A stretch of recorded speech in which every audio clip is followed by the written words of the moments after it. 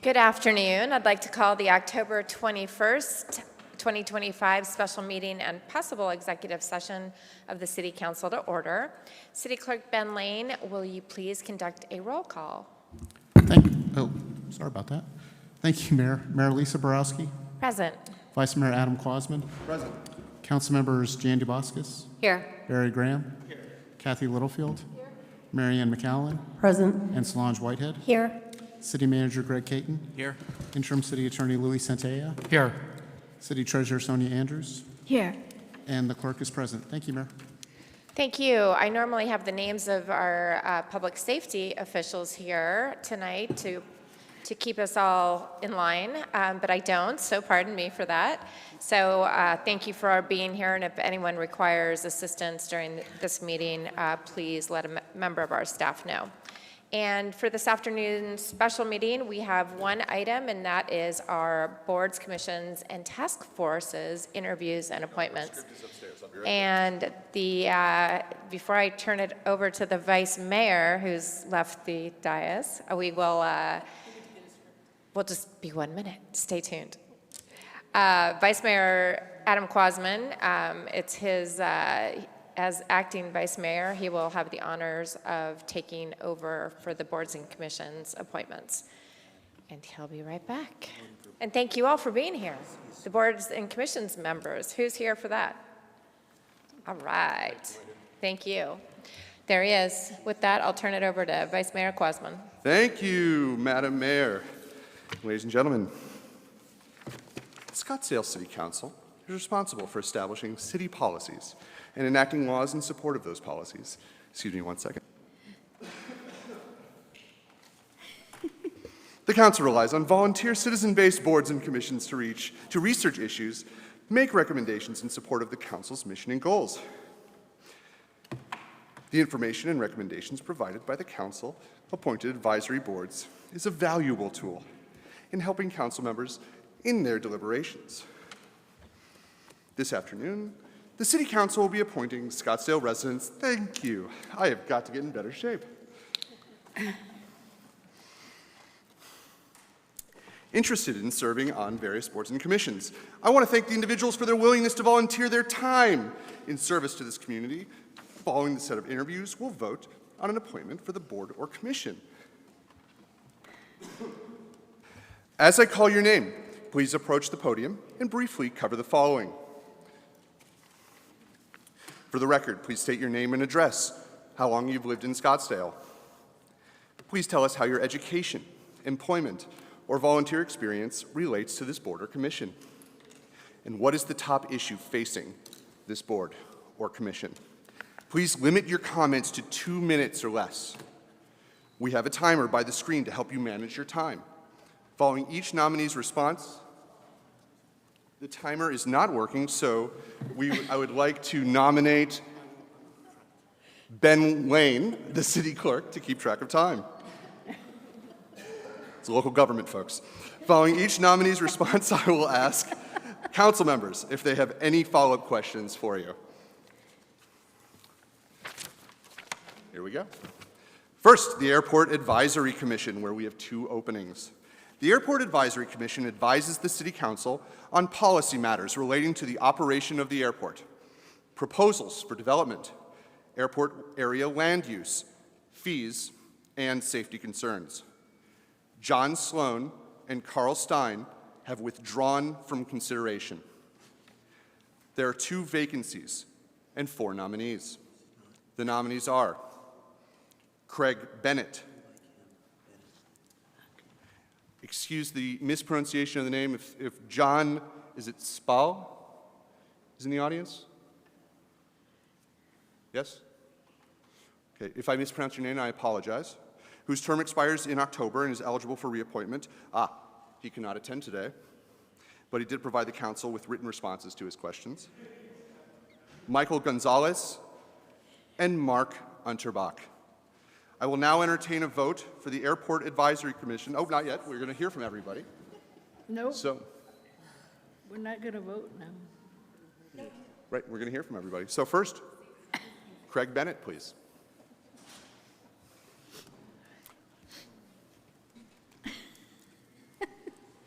Very entertaining. That's what my wife says. So my name is Craig Bennett. I've been in Scottsdale 13 years. We live at 9953 East Balancing Rock Road in North Scottsdale.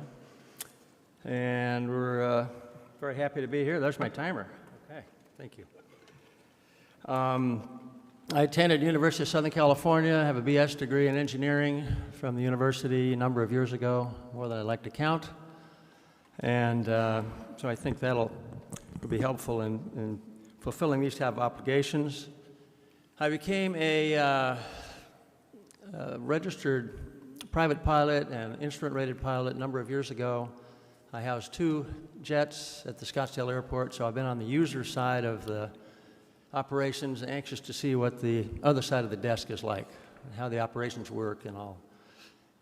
Familiar with issues, traffic, and so forth. I think some of the biggest issues that there are probably is the growth of the airport. With just one runway, it's the busiest single runway airport, as we were just talking about, in the country. So it has issues of growth and how to manage that growth. And so part of the issue is what type of traffic do you want? Do you want schools, or do you want charters, or do you want commercial traffic like JSX, or do you want military type of stuff? So there's choices like that that have to be made.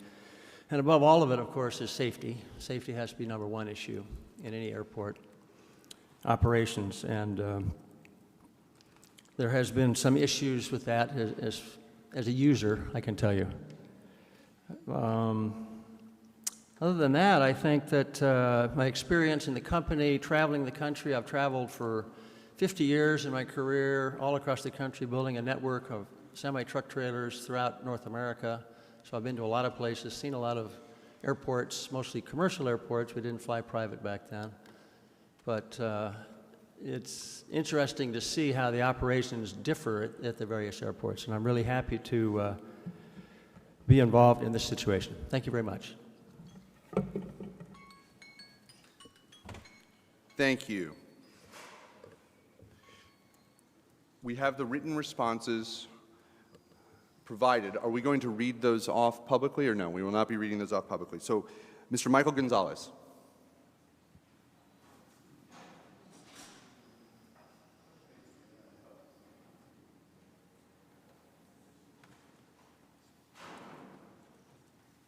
Mayor, Vice Mayor, Council, my name is Michael Gonzalez. I live in North Scottsdale. I happen to love to volunteer for things within the city. I've spent 2 terms on the Board of Adjustment with the city. I've spent 2 terms on the Neighborhood Advisory Committee with the city. I'm a retired CPA. My background is basically accounting, which equals money, a lot of operations experience, and a lot of inventory management experience. My background includes 2 special projects with 2 different airline companies, and working with them on an interim basis for short-term projects to help them improve their operations and help them through some rough periods. They used to pay me to do that, and I'm offering to do it for free for the city of Scottsdale. Any questions? Members, thank you very much. Thank you. Mark Unterbach.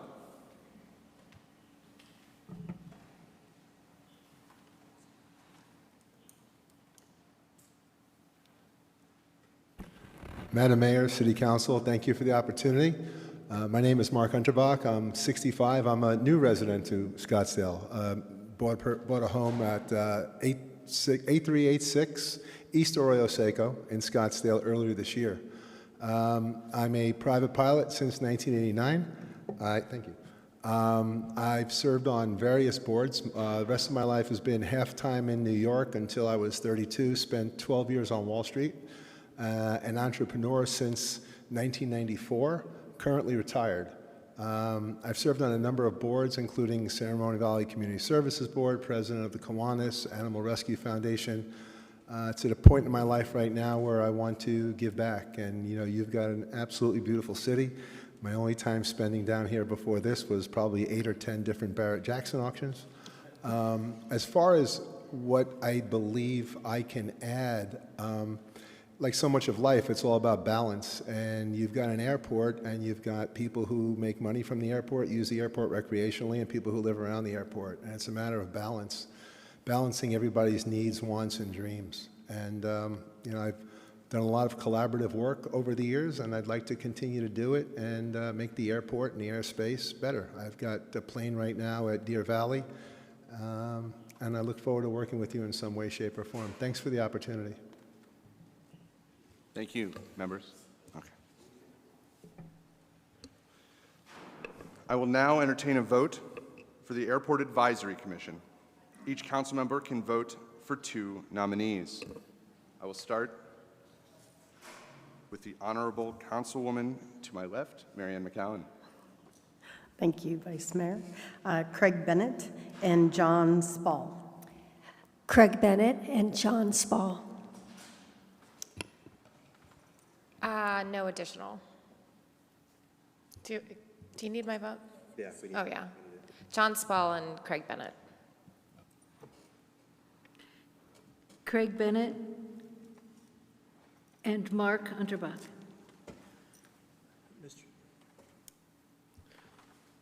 Mr. Spalley and Mr. Bennett, I want to call out Mr. Bennett has applied more than once, and we appreciate his resolve and very excited to get him on this airport commission. We have a lot of excellent applicants. You're going to hear this. This is going to be a theme. We have a lot of qualified, excellent applicants, and we're thankful to all of those who are willing to serve their community. So thank you. Congratulations. Craig Bennett and John Spall. And I will vote for Craig Bennett and John Spall. I want to encourage the other applicants to please reapply. I got to know some of them over the course of this application process and look forward to their future service on this board. And with that, Craig Bennett and John Spall have been appointed.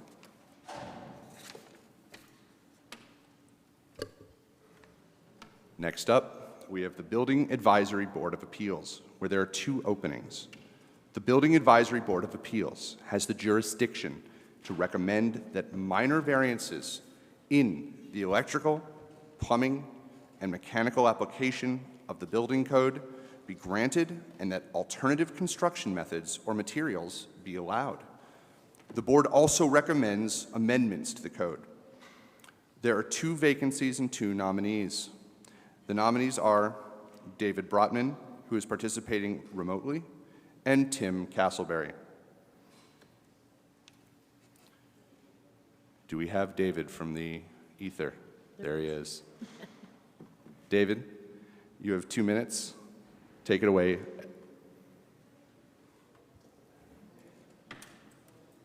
He may not hear us.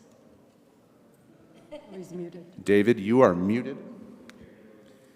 You are to him. We should have gone with Tim first, No, David's coming. but David's coming up. He's trying to unmute. Sorry, this is the ghost from the booth. He's trying to unmute. Thank you, Ghost from the booth. It's a Halloween theme tonight. Can you hear us, David? You just got to unmute. He's raising his. Let me see if we can unmute him.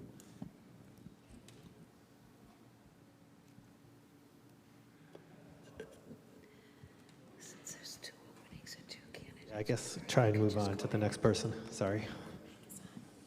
Tim Castleberry. Tim Castleberry, can you hear us?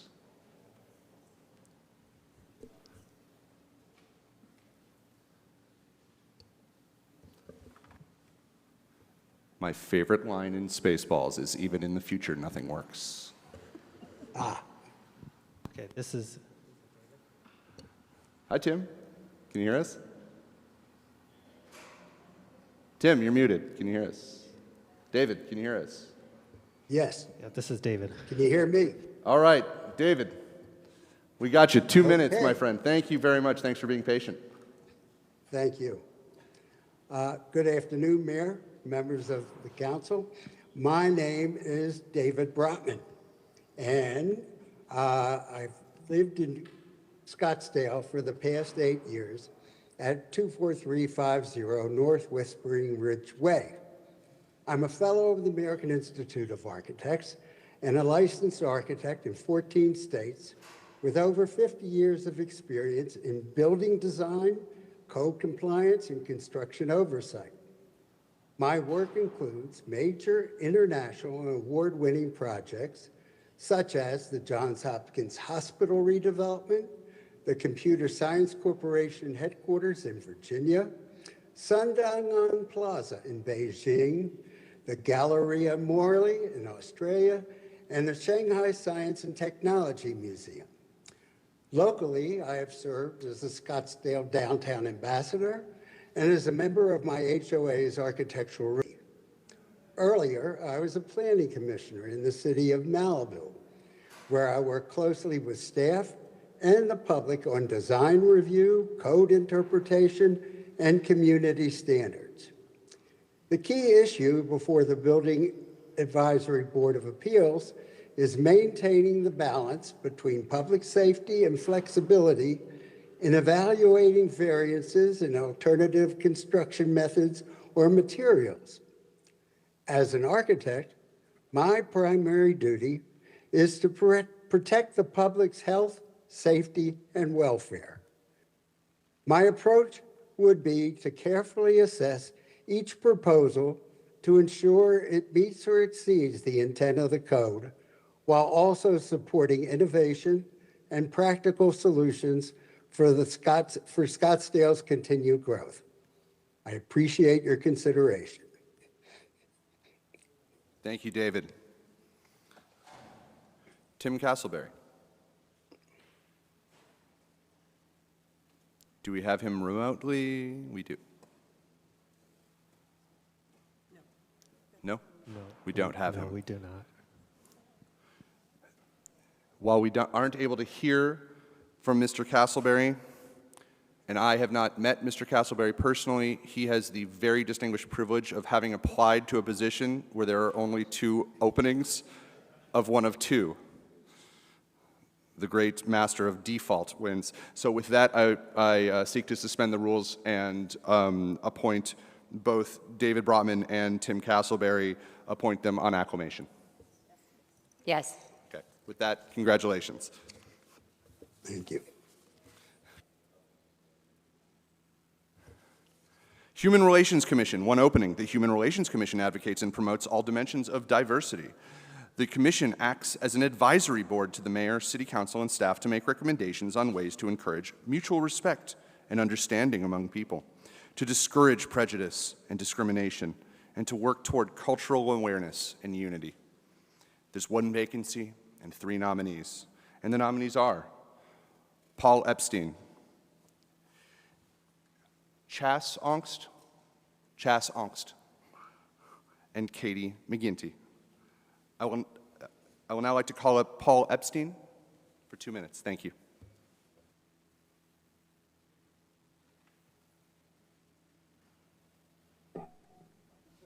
My name is Paul Epstein. I live at 9049 North 87th Way in the McCormick Ranch area. That's been my address for 23 years. I've been in Scottsdale a total of 41 years. I owned and operated a small business in Scottsdale for 38 years, where I had between 3 and 6 employees. I think I only had about 10 different employees over that 38-year period, and I parted on good terms with each and every one of them, and I'm proud of that. I do volunteer work as an Old Town Scottsdale ambassador about 4 to 6 hours a week, and that gives me the opportunity to interface with merchants and tourists from all over the world. I also volunteer at the McCormick-Stillman Railroad Park 1 day a week and help mostly local residents navigate that awesome park. I think the biggest problem that Scottsdale faces is sort of an image problem. I think it's almost become, it has this elite image, and it needs to be recognized as a more welcoming place for tourists and residents of the valley alike. Any questions for me? Thanks. Thank you. Thank you, Paul. Ms. Songst? Thank you. You're recognized for 2 minutes at your leisure to start.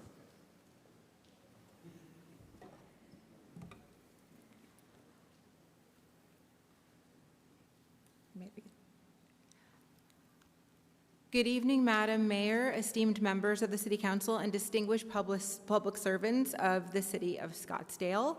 I wrote a speech because I tend to drone. So I'm going to speak off book really quickly. I moved to Arizona in 1996. I graduated from Northern Arizona University with a bachelor's in speech communication and rhetoric, a master's in education, counseling, and human relations. I worked as an adjunct professor for the Maricopa Community College District for 5 different community colleges, then worked for corporate for Roland Luxury Homes, where we built the Monte Lucia Resort and Spa located in Paradise Valley. So a lot of my mediation and conflict resolution skills come from that project. I'll now speak on book. My address is on record, 18245 North Pima Road, Scottsdale, Arizona. I've proudly called Scottsdale home for more than 10 years, and I'd be honored to serve on the Human Relations Commission. Through the work that I've just mentioned, I've seen the profound effect of belonging, or lack thereof, on a person's confidence and future. When people feel acknowledged and valued by their community, they contribute with purpose, helping to create a stronger and more resilient Scottsdale. I bring to this commission grit, a solution-focused mindset, and the ability to remain composed and strategic under pressure. These qualities help me build trust, mediate conflict, and unite people around shared goals. Scottsdale is an extraordinary city. This is a one-of-a-kind destination, built upon vision, integrity, and community pride. The Commission's work to promote respect, reduce division, and strengthen unity is vital to our shared future. If appointed, I would focus on community events and recognition, honoring Scottsdale's shared value and excellence, accountability and transparency, ensuring visible progress and trust. It would be my privilege to bring my grit, grace, genuine connection, and transparency to this role to serve a city that continues to set the standard for civic excellence. My name is Chas Ongst. Thank you for your thoughtful consideration. Thank you, Ms. Ongst. Vice Mayor? I'm sorry, excuse me. Go ahead. Oh, yes, please. Ms. Ongst, would you please return to the podium? Council Member Graham, I knew him as Vice Mayor Graham when I met him. Vice Mayor is his father's name. Councilman Graham would like to ask you a couple questions. Yes. And that was a serendipitous meeting, wasn't it? I was going to ask you, Vice Mayor, could you modulate your voice a little more during this meeting? I'll try. Mr. Ongst, thank you for being here. I just wanted to comment, the Monte Lucia, special place in my heart. It's where I got married. My wife chose it, not me, my wife. So that's definitely a bump up for you. I wrote all the warranty manuals. Oh.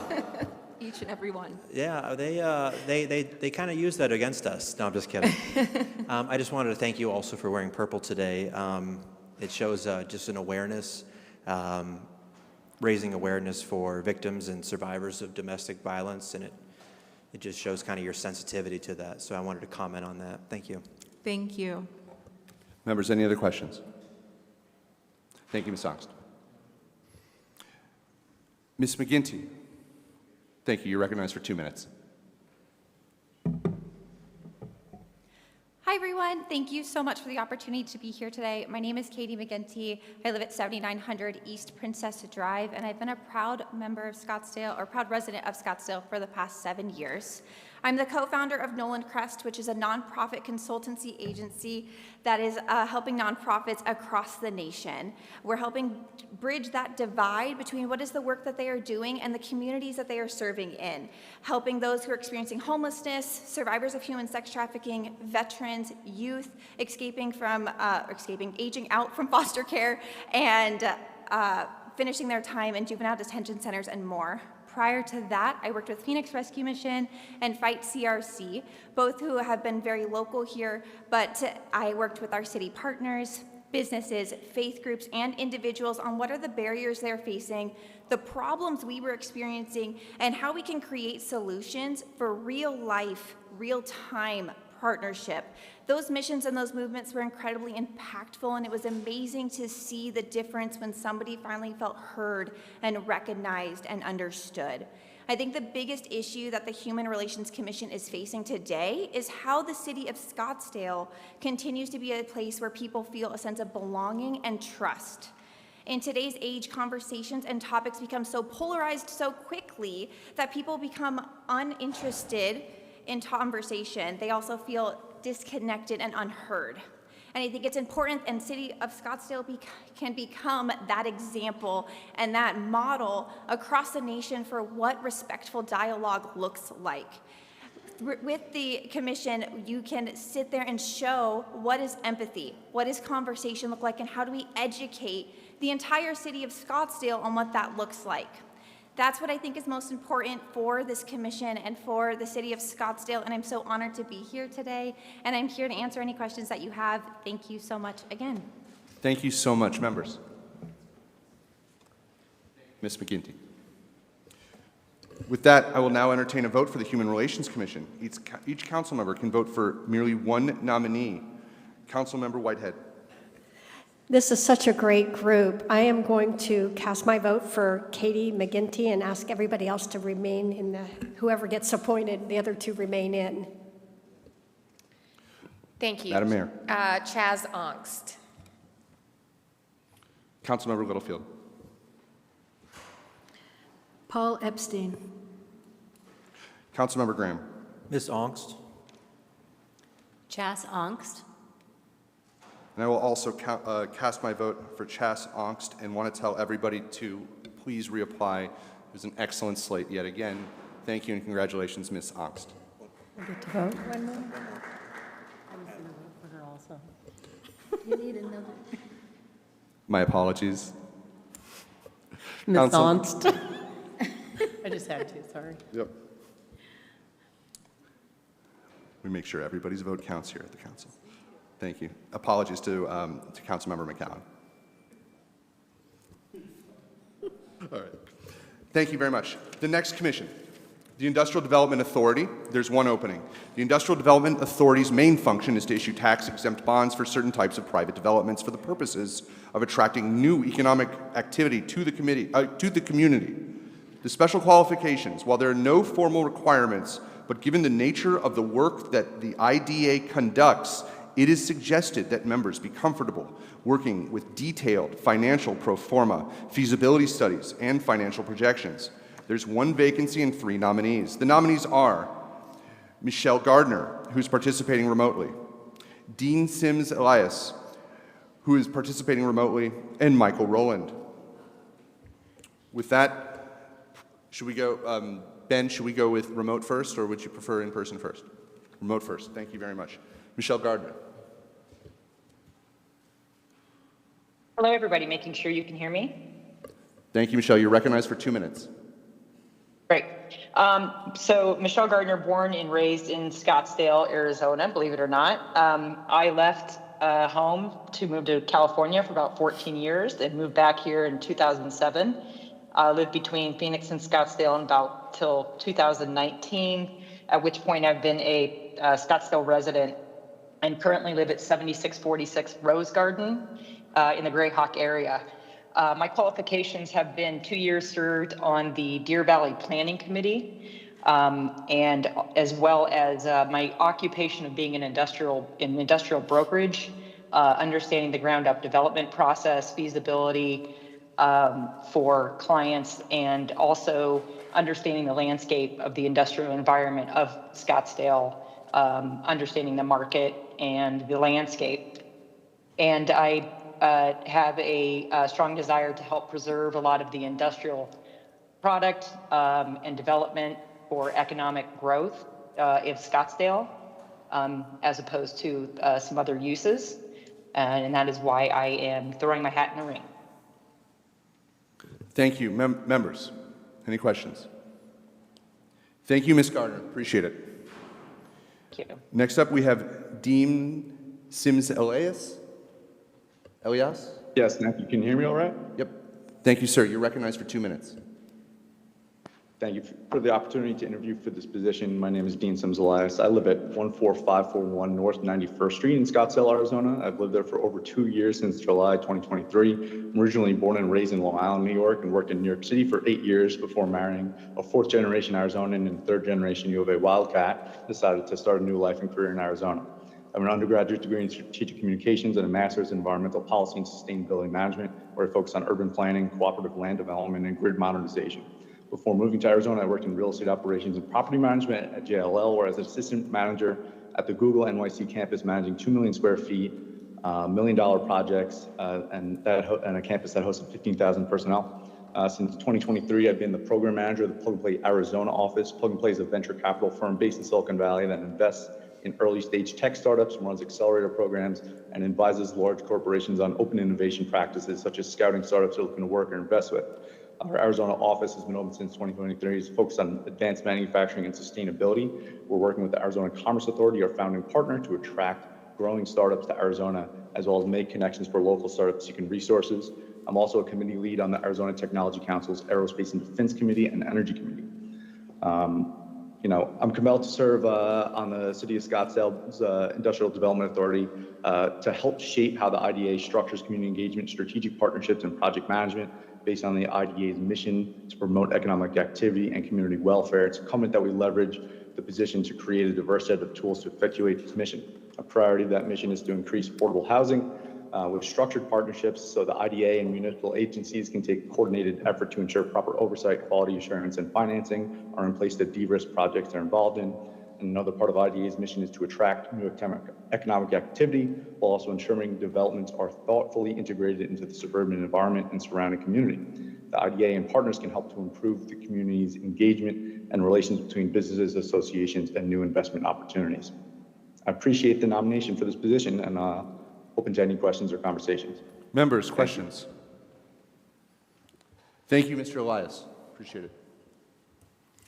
Next up, we have Michael Rowland, in person and live. Good afternoon. My name is Mike Rowland. My street address, 3137 North 86th Place, South Scottsdale. Lived here 29 years. Educational background, I have a degree, a BS in finance and a BS in real estate. I've been in commercial real estate valuation for 30 years. 20 of that is with complex financial transactions, M&A, bond offerings, feasibility studies, volunteer work. I volunteered for a charter school to relocate them and get them bond financing. The top issue facing this board, I believe, is the understanding interest rates, current economic conditions, market conditions, that will allow us to actually place money to support those projects for economic development, as well as improve the community where we live and work. So, any questions? Members, any questions? Mr. Graham. Oh, he scurried up. It's Rowland. You want to, can you please No, it's fine. come back up to the podium? You forgot to mention that you have a adorable Great Dane. Yeah, how'd you know that? Thank you. I'll let him know. The Industrial Development Authority, while I want to remind everybody that they might apply for this position with or without an adorable Great Dane. With that, I will now entertain a vote for the Industrial Development Authority. Each council member can vote for one nominee. With that, Madam Mayor. Dean Elias Sims. Councilmember Littlefield. Michael Rowland. Mr. Rowland. Mr. Rowland. I'll vote for Mr. Rowland.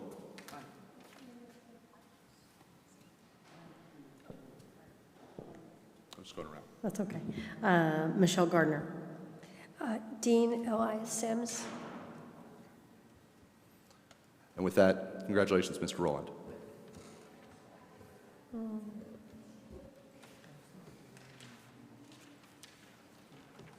The Transportation Commission advises the City Council on matters relating to the safe and efficient movement of vehicles, transit, pedestrians, and bicycles. The Commission provides a public forum to hear citizen complaints and requests regarding transportation matters. There are 2 vacancies and 5 nominees. The nominees are Bob Baker, Kelly Christensen, Carrie Cox, Emmy Cardella, whose term expires in October and is eligible for reappointment, Gerald Conover. Again, there are 2 openings. And with that, we will begin with Mr. Baker.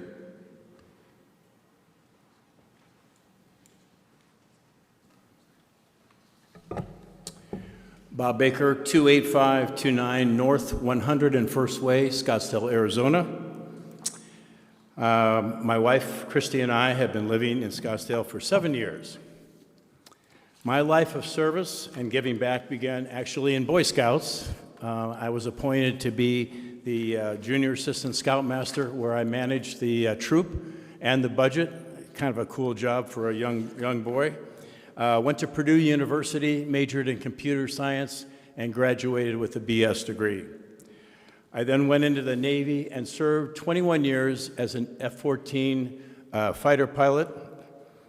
I managed enlisted men, and also I was the operations officer of the squadron and managed the training for all the air crew, all the air crew, as well as the yearly budget. I went through test pilot school when I was in the Navy, graduated with distinction. After that, I was the program manager in 3 different major R&D programs in the Navy, developing software, hardware for the F-14, taking it from a completely analog airplane to the digital airplane that it ended up being. I did 20 years with Alaska Airlines after serving in the Navy as a 737 captain. I was also a Boy Scout troop leader for my son, HOA board member, PTA president while my kids were in school. I feel our main issue that we're going to face on the Transportation Committee is managing the growth, which is a wonderful thing here in Scottsdale, but we also have to weigh it against the transportation needs of our citizens. Thank you. Members, do you have any questions? Thank you, sir. Okay. Next up, we have Kelly Christensen. Ms. Christensen, you're recognized for 2 minutes.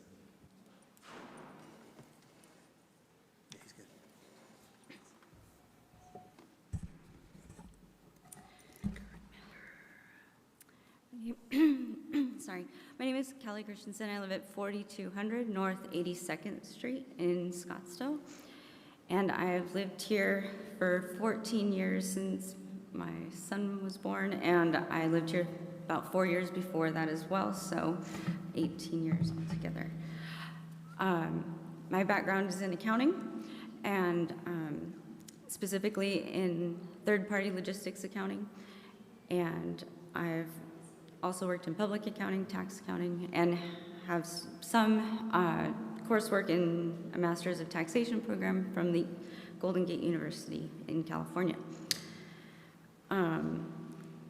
I found this position about a year ago and have been doing research since then on the city of Scottsdale and on specifically the transportation plan that was put in place. And I feel that my background gives me a unique opportunity because unlike some of the people I think who wrote the plan, I've had to ride the bus and I've had to drive pretty much every road in the city doing delivery driving during COVID. And I think I can give a unique perspective I also was able to do a police ride-along about a month ago and was able to ask him a million questions that he answered with very, very polite, attentiveness, and about what the city needs as far as transportation and what they find is their biggest problem. And I think the largest issue facing the commission right now is safety of our roads due to crowdedness, breaking down of the road system itself, and DUIs. And I can solve all of those with one thing, and that's public transportation and making it better, and hopefully not relying on Phoenix's system anymore, because we're Scottsdale, not Phoenix. And that's my 2 minutes. Members, any questions? Thank you, Ms. Christensen. Appreciate it. Carrie Cox. Ms. Cox. Thank you very much.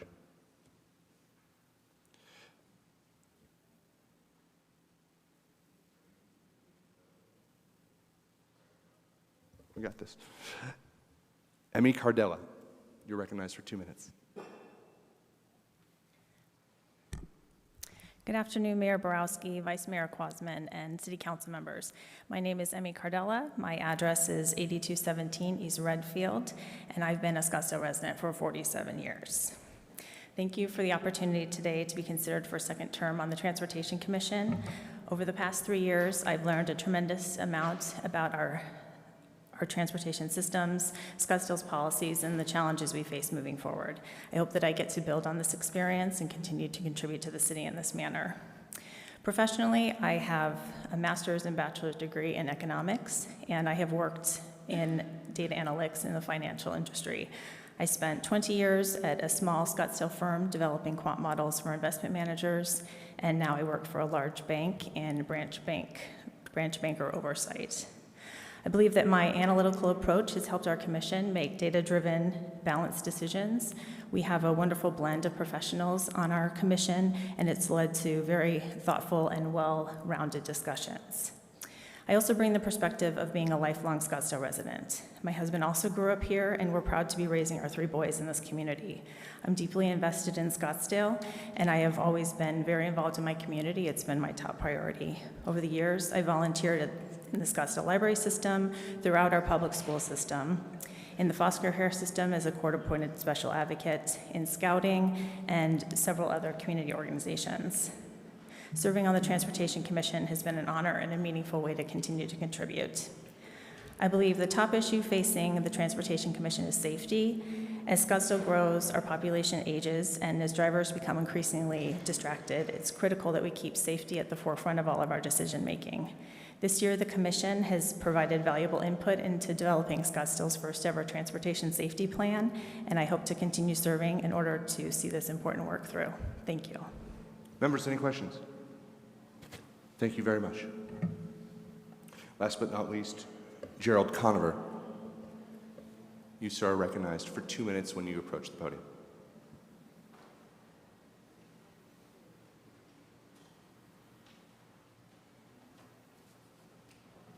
It's a long walk for a good cause. Madam Mayor, council members, thank you very much for the opportunity to address you. My name is Gerald Conover. I live at 5034 North 76th Place, and I've been a proud citizen of Scottsdale for 11 years.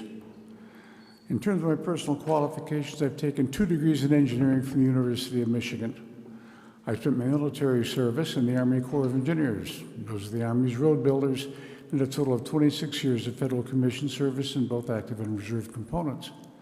In parallel with that, I spent 32 years at Ford Motor Company, another of our great transportation companies, and spending my time in corporate research and development and corporate strategy roles.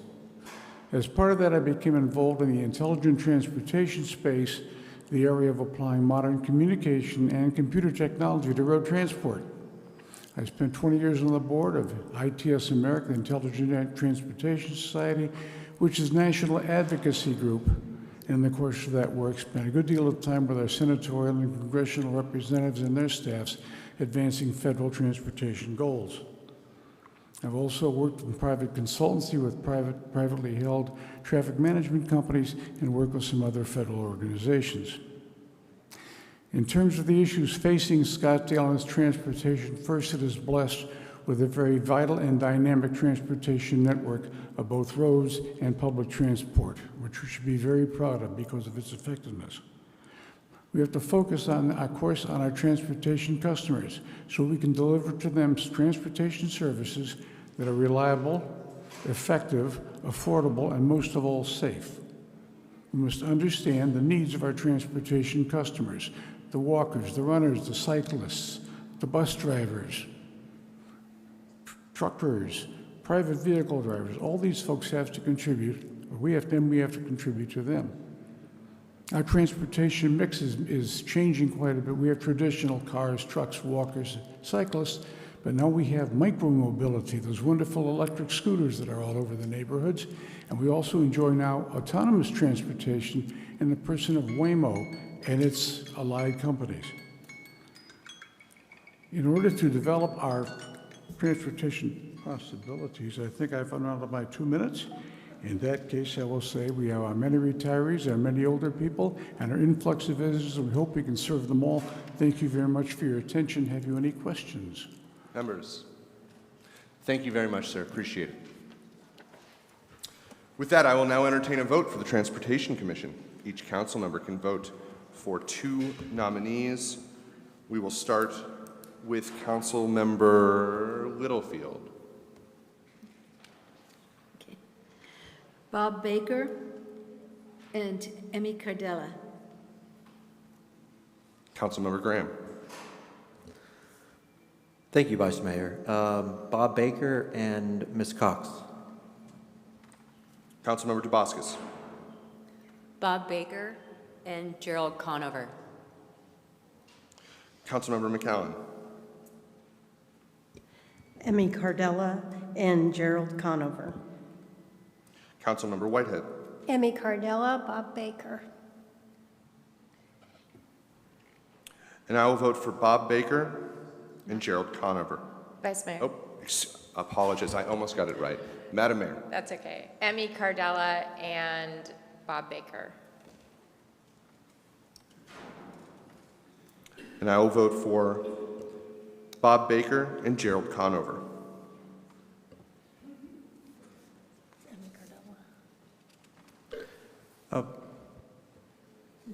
Any question? Yeah, I uttered the wrong name. Can I revise my name, my vote? To Mr. Conover. Thank you. From Cox to Conover, pardon me.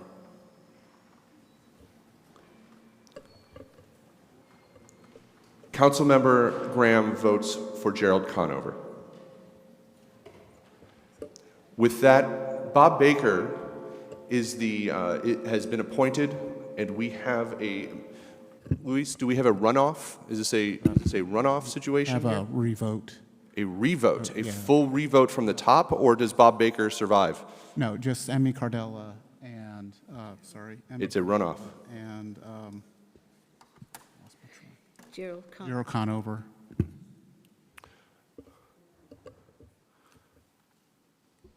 I'm sorry, we're going to start again with Councilwoman Littlefield. Emmy Cardella. Just one, right? Okay. Mr. Conover. Mr. Conover.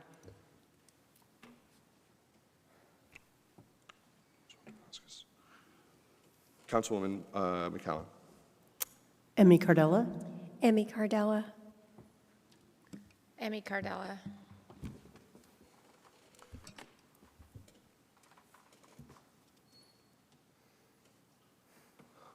And so I will vote for Mr. Conover. Congratulations, Ms. Cardella.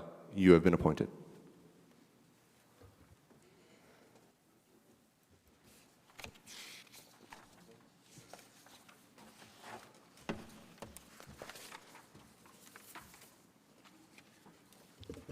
The Veterans Advisory Commission consists of 7 members, at least 5 of whom shall be either military veterans or work for organizations supporting veterans.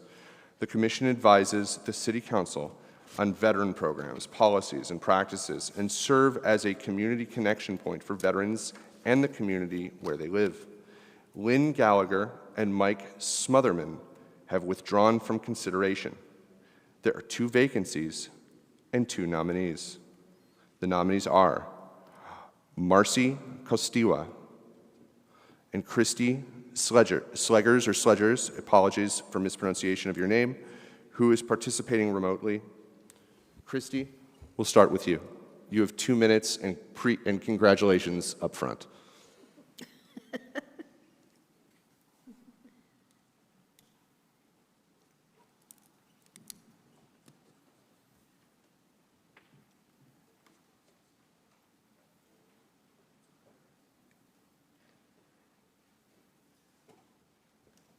Ghost in the machine. Do we have? No, we do not have anyone else online for the night. Okay.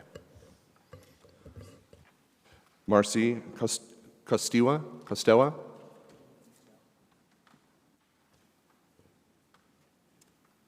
When you get to the podium, you are recognized for 2 minutes. Take your time.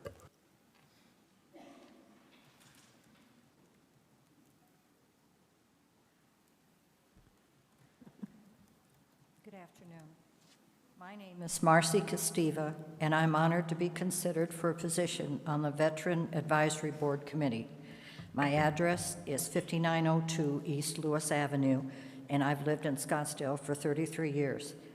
I've held many volunteer positions in my personal and professional life: church, women's club, school PTO, neighborhood HOA, Arizona Caregiver Coalition, professionally twice president of the Electric League of Arizona, National Electrical Manufacturers Representative Association, Arizona chapter, and recent member and chair of Scottsdale Building Advisory Board of Appeals.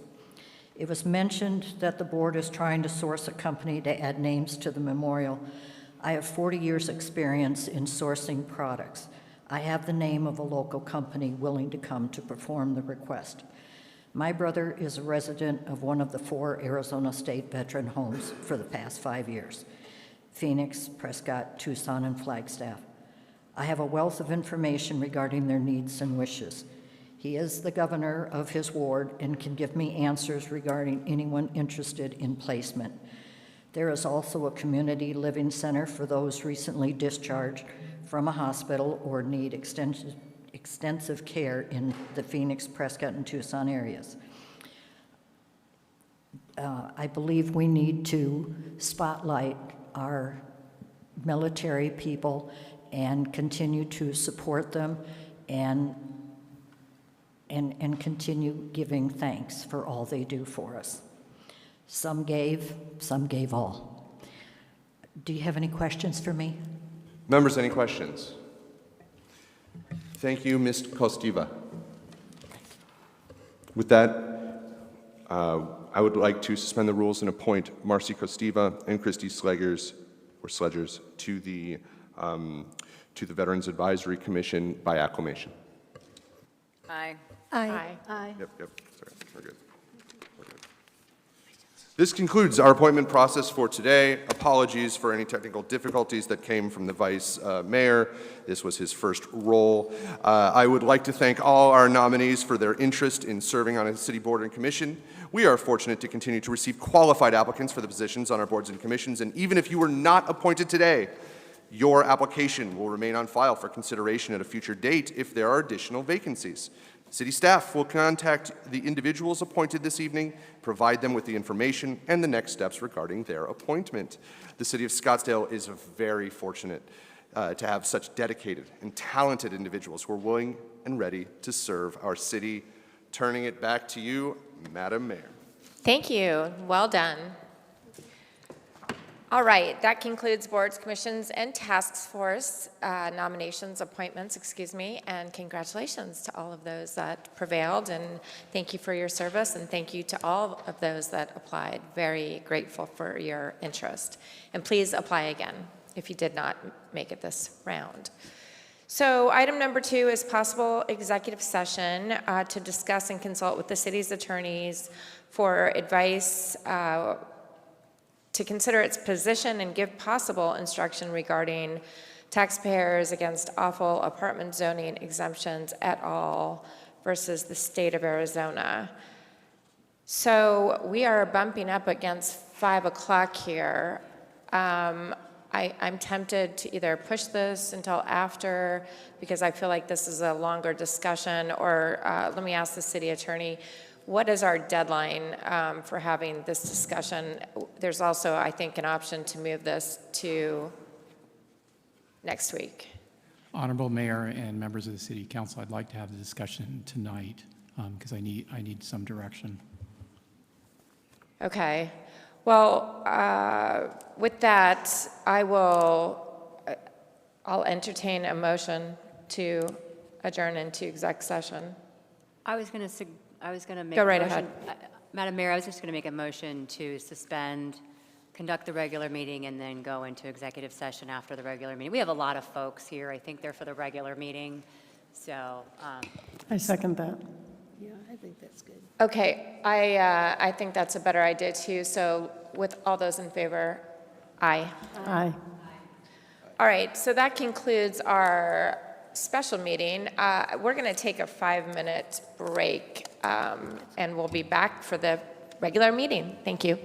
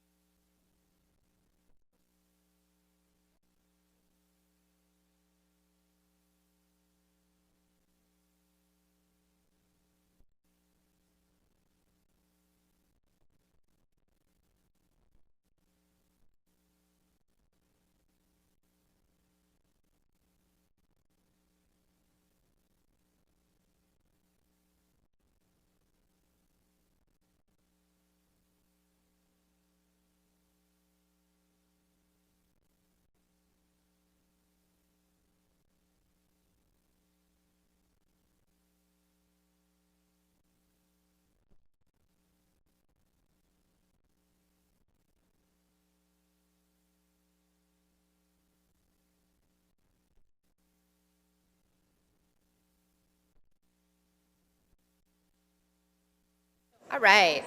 Thank you for your patience. I'd like to call the October 21, 2025 City Council regular meeting and work study session to order.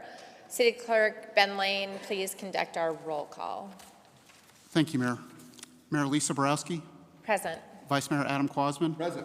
Council members Jan Duboskus, Here. Barry Graham, Here. Kathy Littlefield, Here. Marianne McCallan, Present. and Solange Whitehead. Here. City Manager Greg Caton. Here. Interim City Attorney Louis Santiago. Present. City Treasurer Sonia Andrews. Here. Acting City Auditor Lake Clough. Here. And the clerk is present. Thank you, Mayor. Thank you. This evening we have Scottsdale Police Officers Sergeant Bernice Ingram, Officer Jason Lehander, and Officer Kyle Shalak, as well as firefighter Dan Gastelum. Thank you very much for being here. And if anyone requires their assistance, please let a member of our staff know. I'd like to ask Councilwoman Solange Whitehead to lead us in the pledge. I pledge allegiance to the flag of the United States of America and to the republic for which it stands, one nation, under God, indivisible, with liberty and justice for all. Thank you, and for the invocation, I'll ask Councilwoman Jan Duboskus to lead us in that. Thank you, Madam Mayor. It's my pleasure to introduce you to Pastor Reagan Mitchell. Reagan was a pastor up at my campus of Scottsdale Bible in Northridge until recently. He was promoted, and we congratulate you, to campus pastor for the new Fountain Hills campus, but he remains a Scottsdale resident. So, Pastor Reagan, I ask for your invocation tonight. Yes, please. Just want to say thank you to the men and women of the council for being here in this opportunity. If you are so led and feel so led, would you bow your head and pray with me? Father, I just want to come humbly today before you and ask that you would give this council in their choices and in the task that is laid before them wisdom and discernment in their choices, in their words, in their actions, and in their deeds. Would they be people that focus on the calling that is placed before them? Would they cancel out any of the noise that surrounds them and work in unity together? And we ask that they would be unified in their job and in their description that's been given to them, that they would work together this evening, and that in all things, even in disagreements, they would provide charity to one another, so that this evening and every day that they meet would be met with the wisdom that they've been given. It's in Christ's name we pray.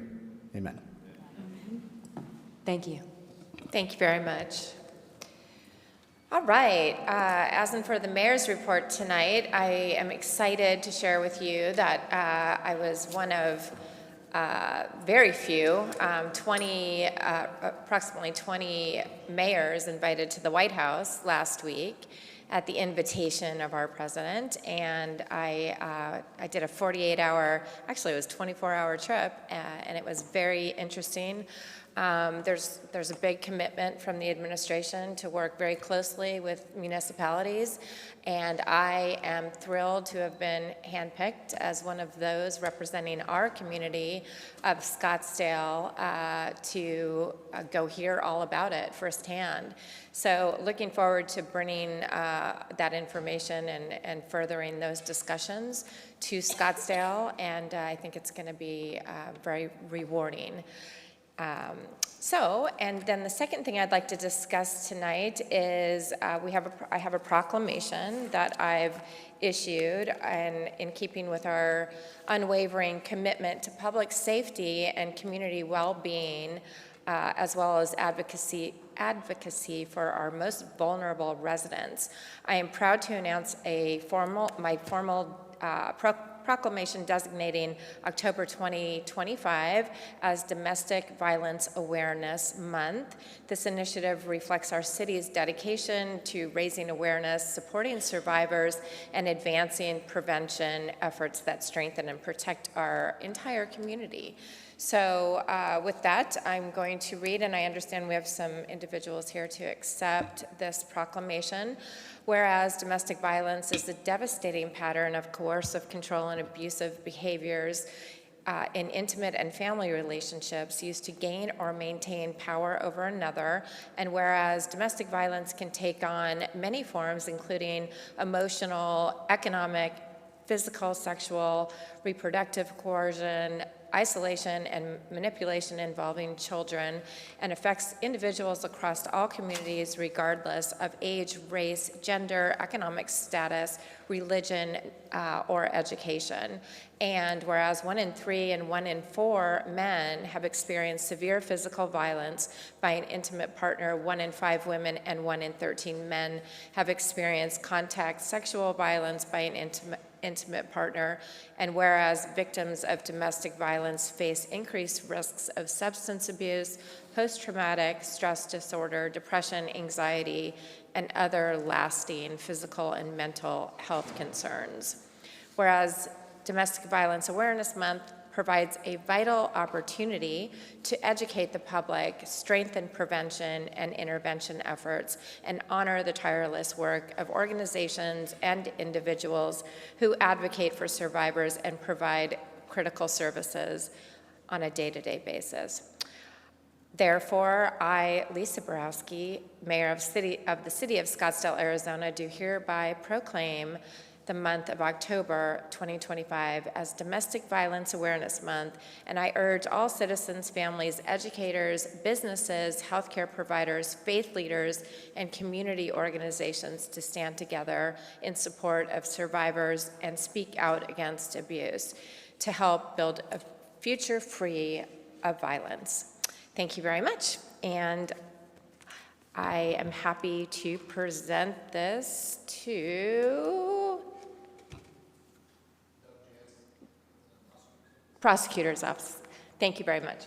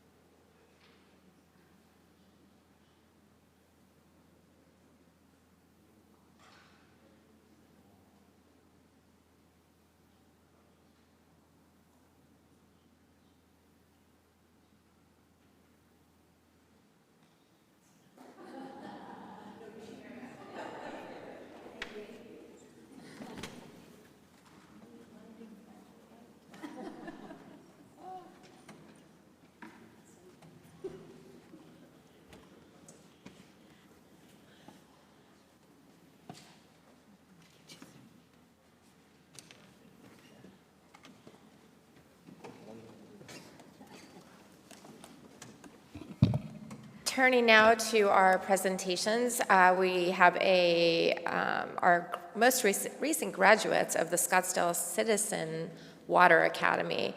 And presenting tonight is Kira Peters, Interim Senior Director of Water Resources. Welcome, Kira. Not really.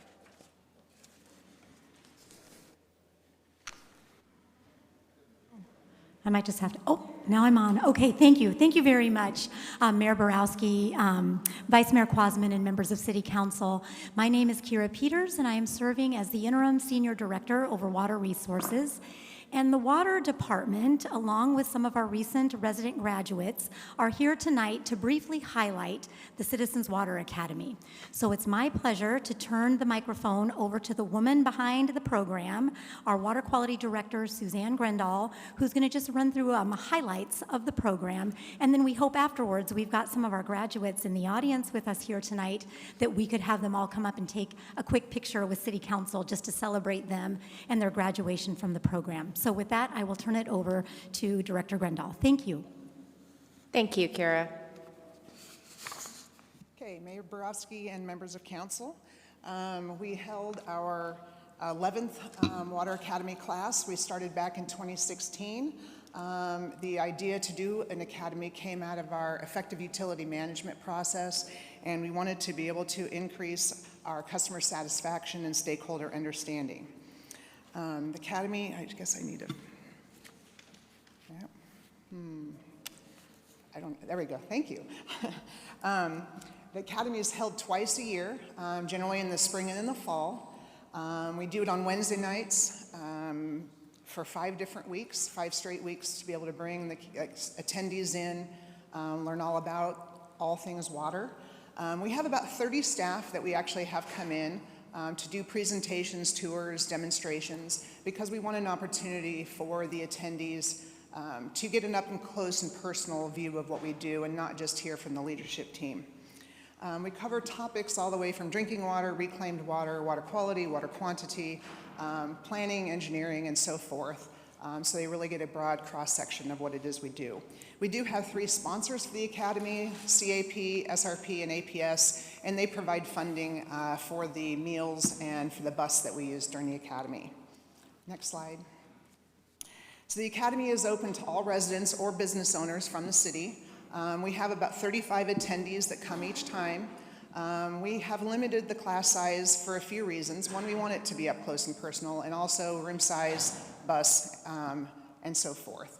The attendees have been a broad range of ages and interests. They come greatly prepared with lots of wonderful questions for us, and they manage to challenge us each time. We also have, next slide, sponsors and stakeholders. If you want, next slide. Thank you. As I mentioned, we do have the 3 sponsors, but we also have invited through the years some different stakeholders in our industry. We have some of our regulators attend, both from the state and the county level. Scottsdale's commissions, for instance, the Environmental Commission has been there almost every single time. And then advocacy groups within our own industry, like the Arizona Municipal Water Users Association. It's been important to us to include the stakeholders because they often haven't been at a utility, have not worked at a utility, don't know the complexity of a utility, and this gives them an opportunity to attend also and learn about what we do. Next slide. So the Academy has been very successful. At the very beginning of the Academy, on the first night and then again on the last night, we asked the attendees to fill out a survey. And we're asking them questions about water services, billing, the taste of the water, conservation, and their willingness to drink advanced purified water. And I'm happy to report that this group of graduates showed 90% willingness for between neutral and absolutely willing to be able to drink the water, and they actually did not have the benefit of tasting the water like we've had at previous academies. We had overwhelmingly positive interaction in the impressions of our staff. That was one of the most common comments we had made to us, was that the excitement from our staff and the joy that they have in doing their jobs. But the most repeated quote in the 11 times that we have done this is, I had no idea. And that stems from a lot from most people don't know other than the water coming out of their tap or the water going down the drain. They have no idea what that's all about. And it's exciting to be able to show them what we do, how we treat the water, how we distribute the water, and so forth. So, and with that, I think we're going to be bringing the Academy group up. So if you all want to join us up here.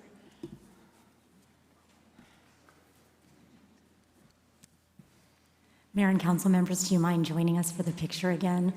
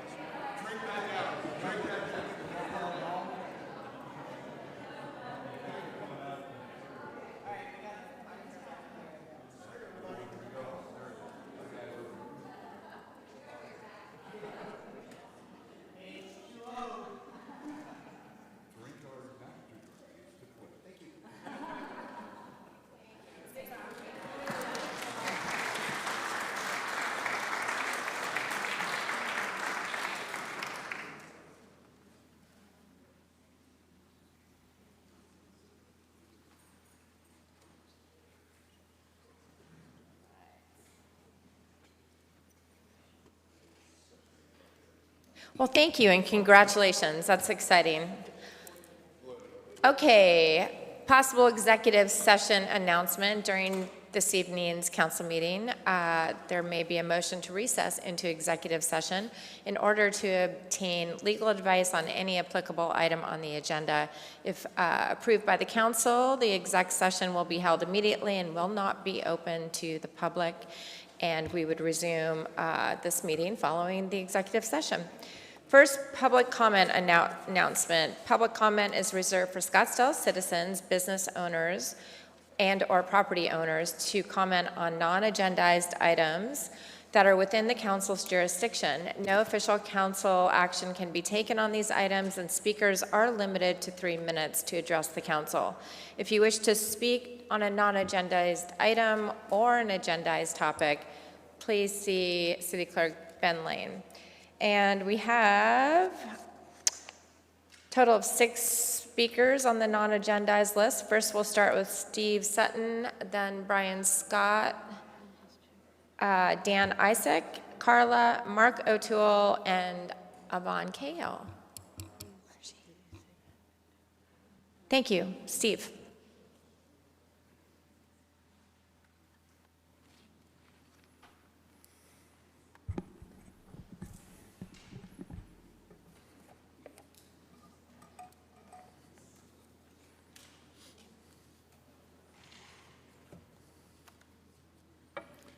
Steve Sutton, address on record. Good evening, Honorable Lisa Borowski, Mayor of Scottsdale, and council members. Scottsdale residents want to remind the council and city manager what they expect from you as stated in their petition, and most importantly, that they expect you to act in good faith.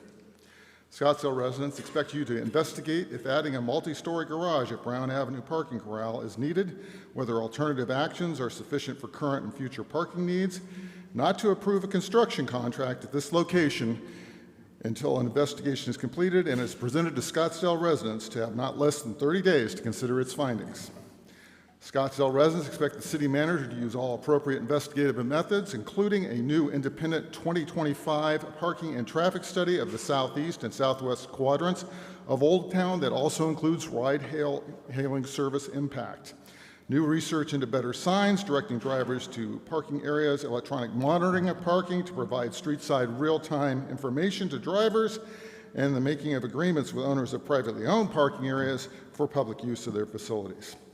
Regardless of investigation findings, the council should contemplate several other factors. The old Adobe Mission and the Little Red Schoolhouse are the only 2 buildings in historic Old Town that the United States Department of Interior has designated as historic places. 2 weeks ago, I was speaking with a docent at the Little Red Schoolhouse. A visitor walked in. The visitor looked around and then, with a hint of disbelief, said, "This was a schoolhouse?" That's understandable since the interior has no obvious indication of it ever being a schoolhouse. No visitor to the old Adobe Mission ever questions it being a church. At future council meetings, I will explain why the old Adobe Mission is the most culturally significant building in all of Old Town Scottsdale. My dictionary defines a preservationist as a supporter or advocate of the preservation of something, especially of historic buildings and artifacts. Attending tonight's meeting, we have 2 of Scottsdale's most well-known and zealous preservationists, one at the dais and one in the audience. They fought with tooth and claw to stop the building of a 47,000 square foot building in front of the McDowell Sonoran Preserve.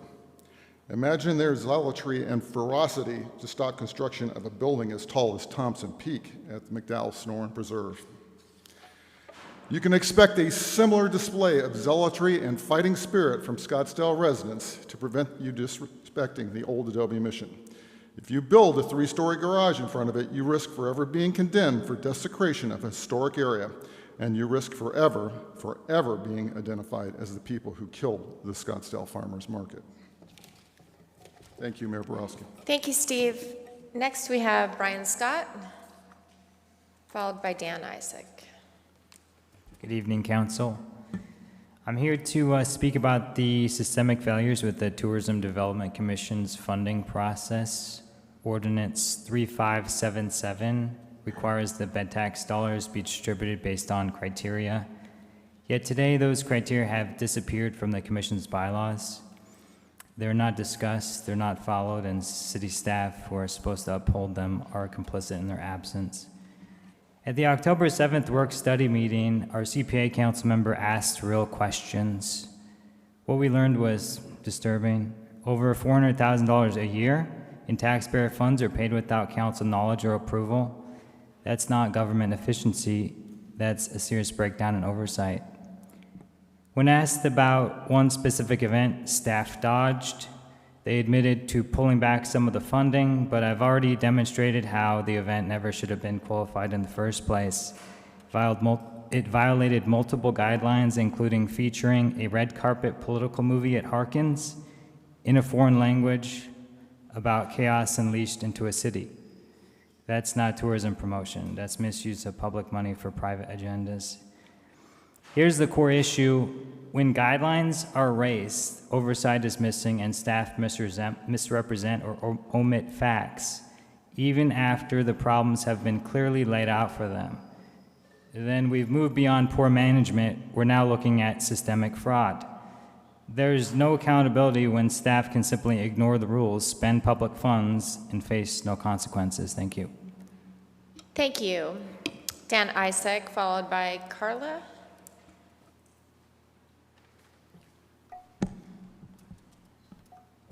Dan Isaac, address on record. A couple topics tonight. One, I want to continue my discussion of some of the misinformation and blatant falsehoods that some members of our council said about the Axon referendum. At the last meeting, I discussed Barry and Kathy's incorrect statements regarding what the referendum petition actually said, what the cost of a special election would be, as well as what dates are allowed. The one thing I didn't get a chance to discuss was Barry's discussion that special elections only have 20 to 40% of a general election turnout.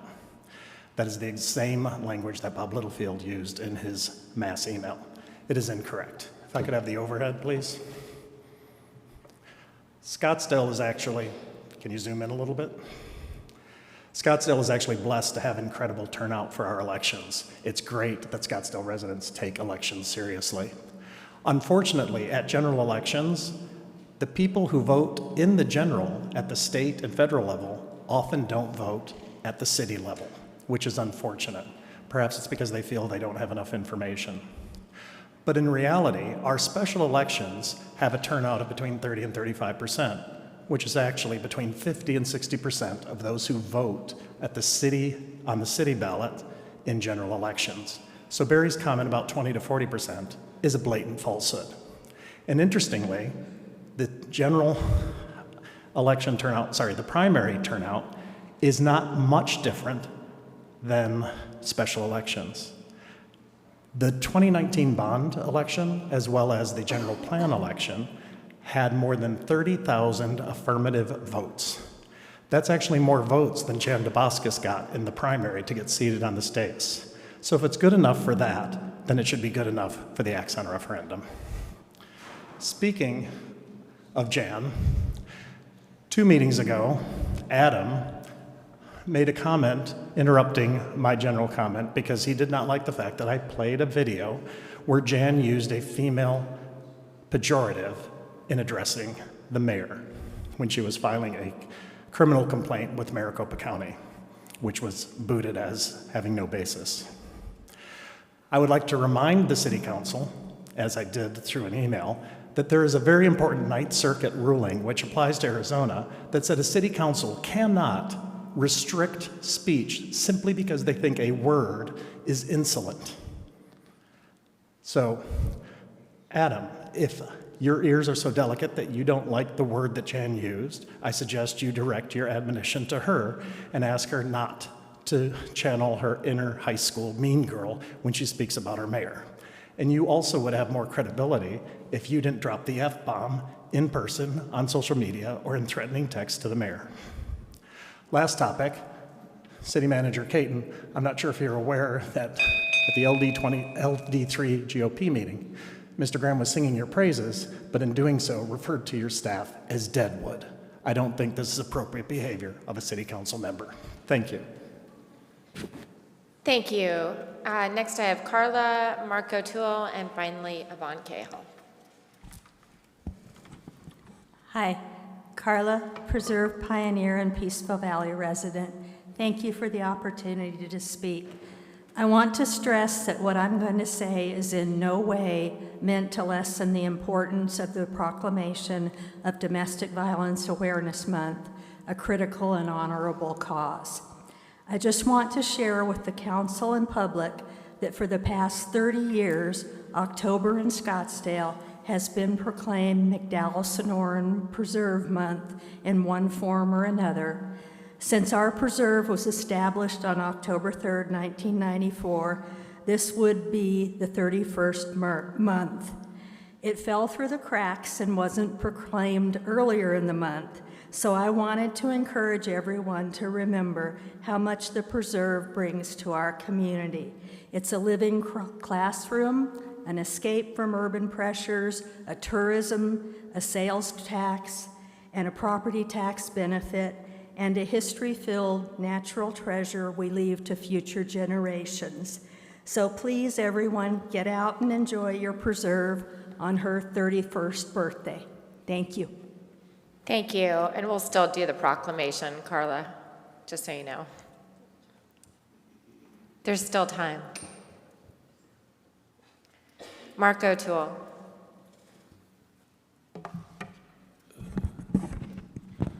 Thank you. I'm Mark O'Toole, and my wife and I live in McCormick Ranch.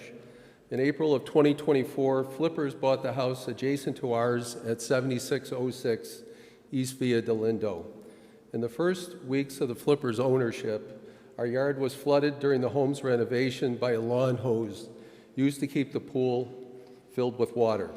This happened repeatedly through the summer of 2024. For example, on August 7th, we contacted the Flipper to advise them once again their pool was overflowing with water. We had to wait an hour and a half for a worker to come out to turn off the hose, 90 minutes of additional flooding for no reason. They wouldn't let us or another neighbor turn off the hose, just a regular garden spigot. This is just one example of how purposefully difficult they are. Because of the frequency of the flooding and the amount of water that regularly pooled against our foundation, we had a local Arizona-based engineering company inspect our foundation. Alta Engineering of Tempe pinpointed the problem to a 4-foot wall on the Flippers property that is preventing water from flowing from the backyard to the front yard as the primary source of cracks in our foundation. The engineering report has been presented to the Flippers twice. It was ignored both times. From December of 2024 through September of this year, a period of 10 months, I've requested several City of Scottsdale departments for assistance. The excuse has been it's a private matter, yet the city ordinances clearly state it's not. The City of Scottsdale's documents and ordinances are very clear in Scottsdale. A permit is required for walls taller than 3 feet. This wall is 4 feet tall.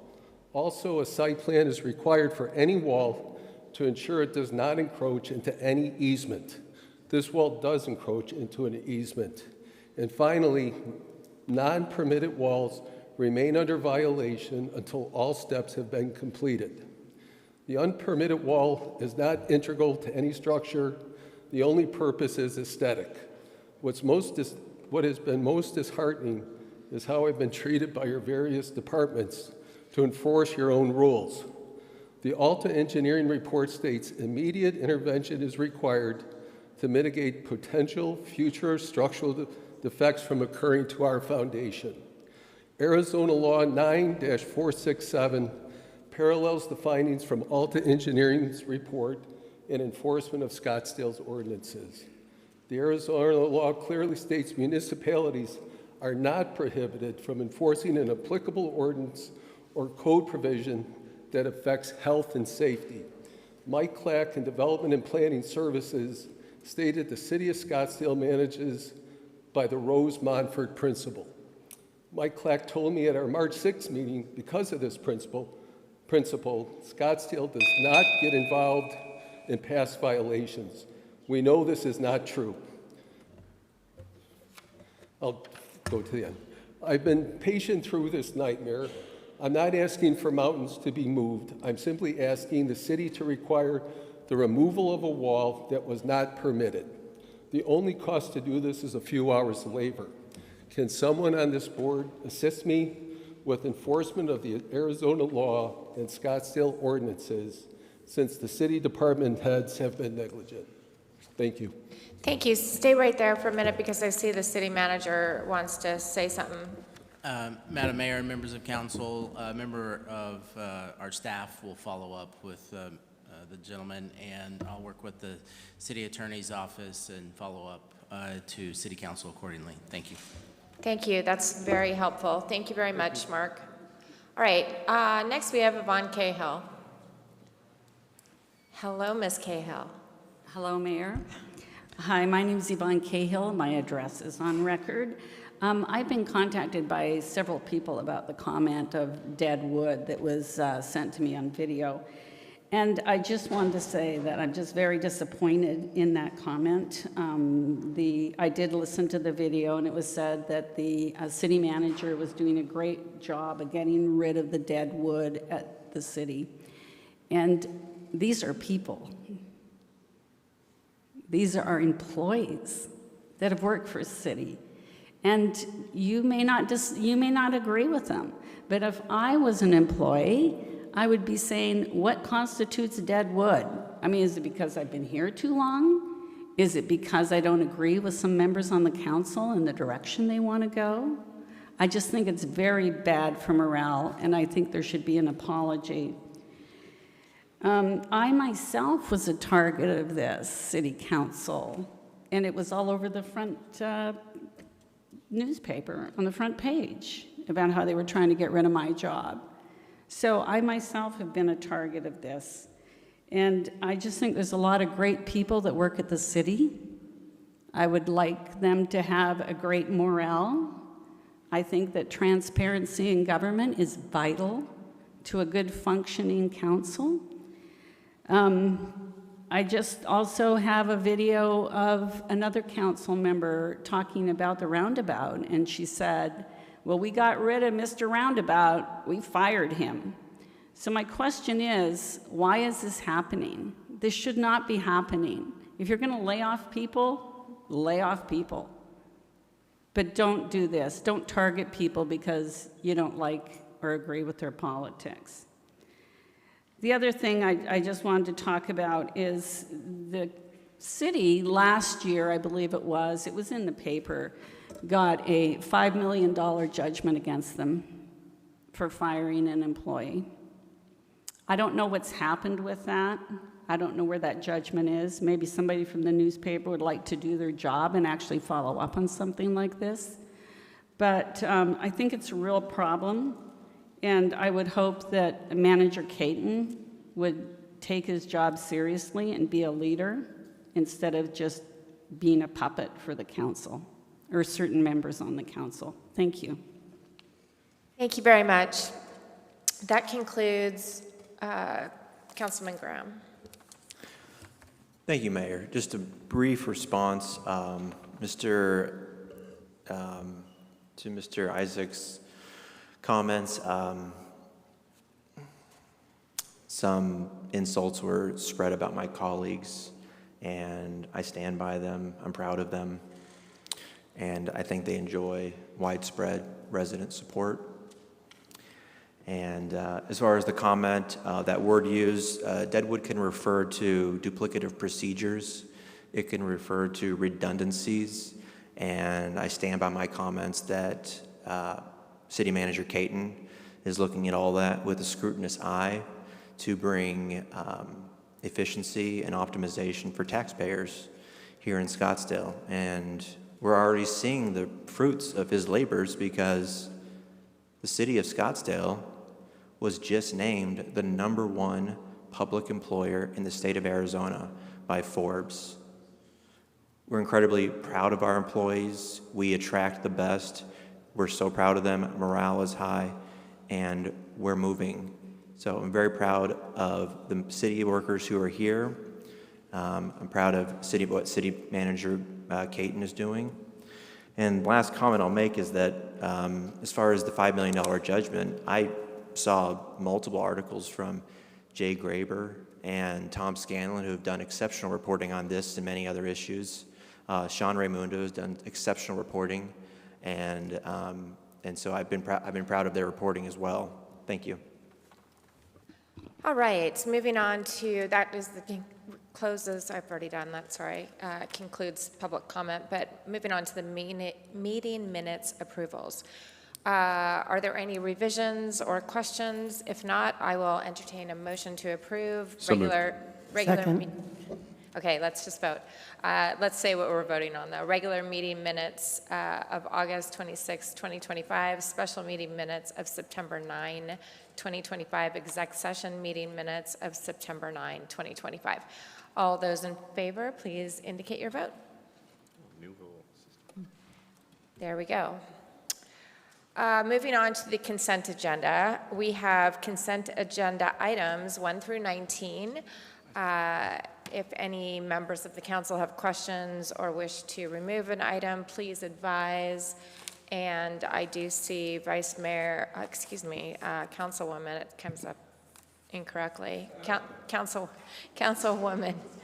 DeBoscos, thank you. Go ahead.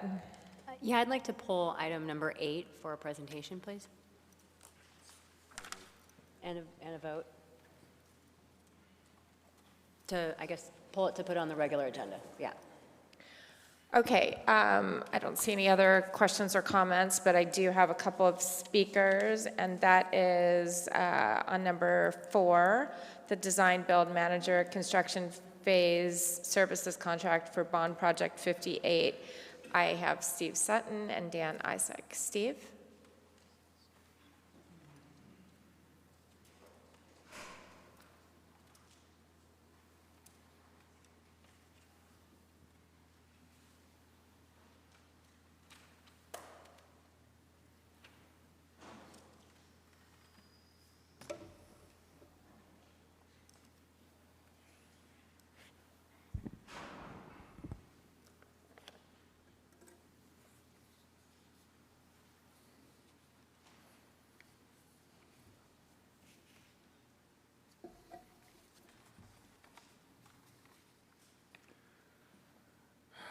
Steve Sutton, address on record.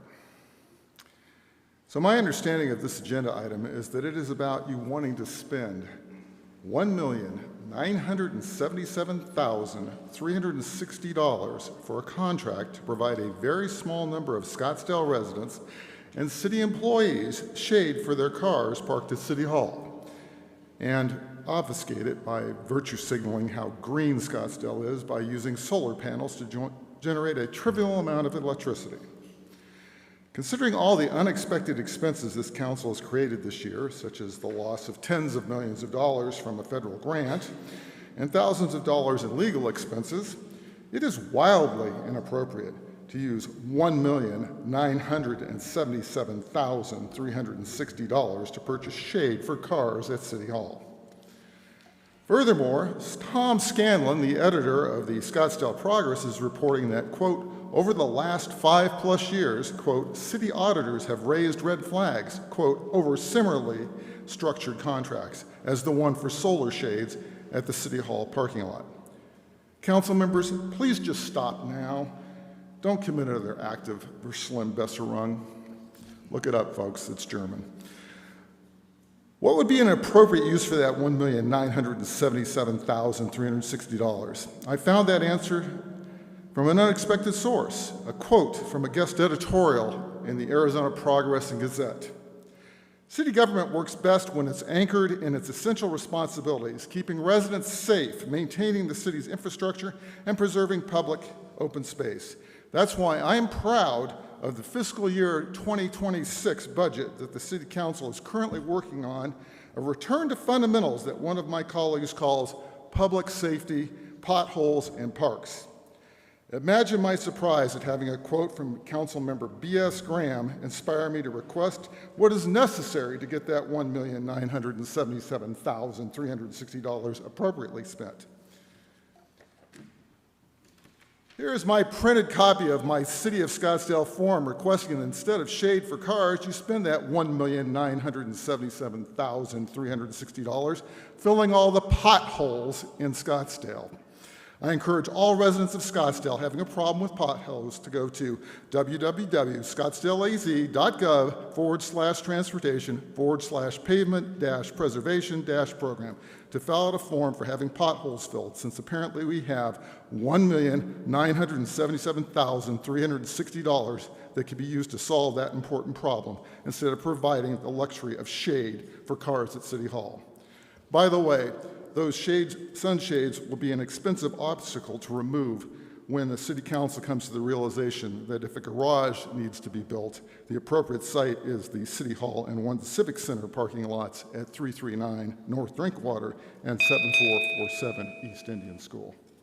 Thank you, Steve. Thank you, Dan, thank you. Dan Isaac.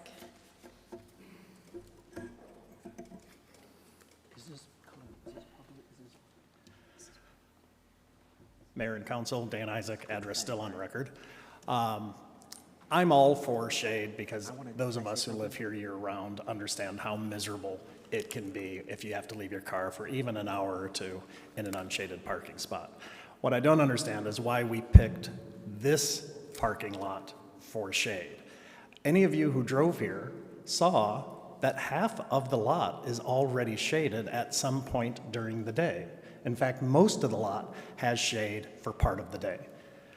I would think a far better expenditure of this money would be, say, the roof of the parking structure over by the mall, AZ88, and the Scottsdale Center for Performing Arts.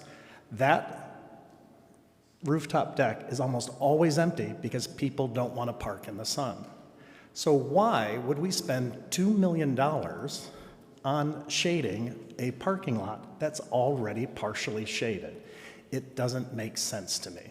Now, I do like the fact that we, even if it's virtue signaling, that we're going to try to do some solar panels because the structure is going to be ugly no matter what we do, so we may as well get some benefit from it. So I don't have a problem with that. But again, why is this council spending $2 million on a parking lot that is already partially shaded when there are several parking lots that have absolutely no shade? And as Mr. Sutton mentioned, once we spend $2 million putting a structure there, it would prevent us from ever considering using this lot for additional parking that some people believe is necessary for the events that are on the mall, the Civic Center Mall.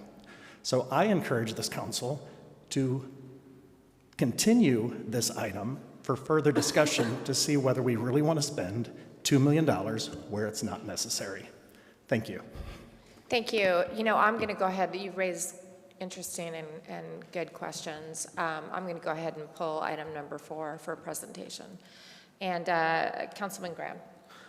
Mayor, I was going to ask about, because some of these points that were raised, I was going to ask City Engineer Allison Timke if should we go right into questions here, or should we? I'd like to pull it, so we'll hold this and the other item that was then we'll pulled, vote on the rest of and we'll have presentation. Thank you. Moving on to, there's other comments here on item number 8, Scottsdale. Oh, we've pulled that though, so let's wait. Let's hold the comments. Unless you'd rather comment now. There's only 2 people, Ginger and Bob. Do you want to comment now? Okay, why don't you come on up? And this is on the Scottsdale Gold Palette Art Walk Series event funding. Oh, this was pulled. Okay, they're going to do the public comment first on this, and we can, so they can get out of here. Oh, smart. They so choose. That's smart. Our slide did not work, our PDF, so we're doing slides.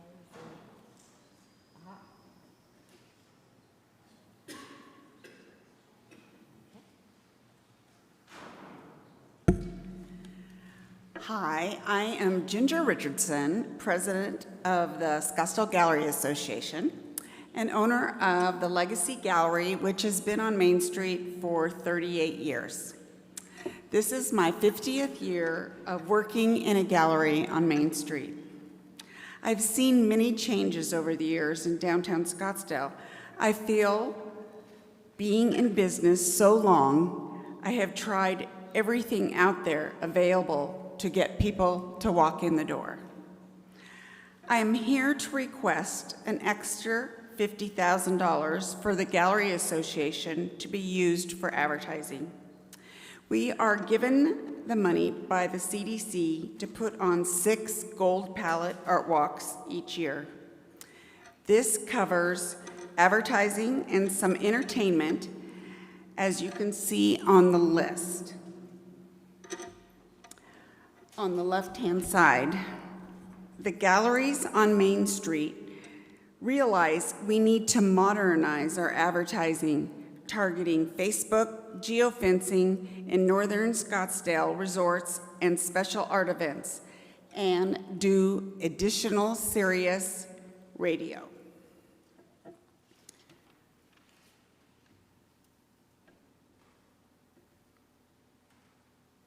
Our present budget has been for $75,000, and the listed items are there for that $75,000.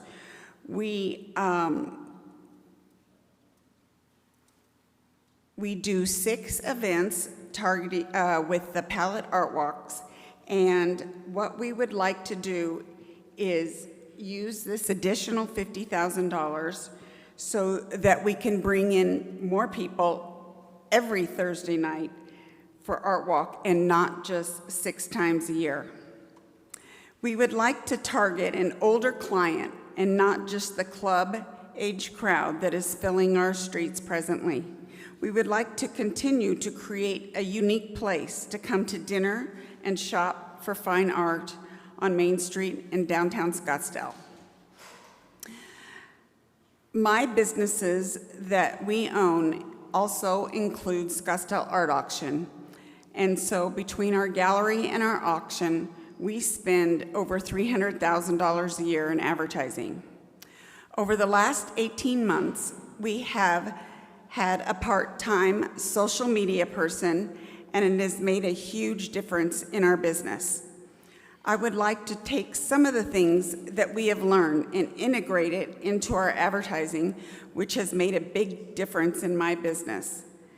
Much of the $1.5 million in all the different galleries in their spending in advertising is national advertising, getting people to come to Scottsdale and stay in our hotels. With this motion, I'm asking for a total of $125,000 from the CDC. Thank you, Ginger. And next we have Bob Petchman. Good evening, Mayor Borowski, council members. Name is Bob Petchman, address is on record. And just to clarify, I am not a member of the SGA board, a gallery owner. However, I did attend the TDC meeting where the SGA, the Gallery Association, asked for $125,000 but got turned down and got $75,000.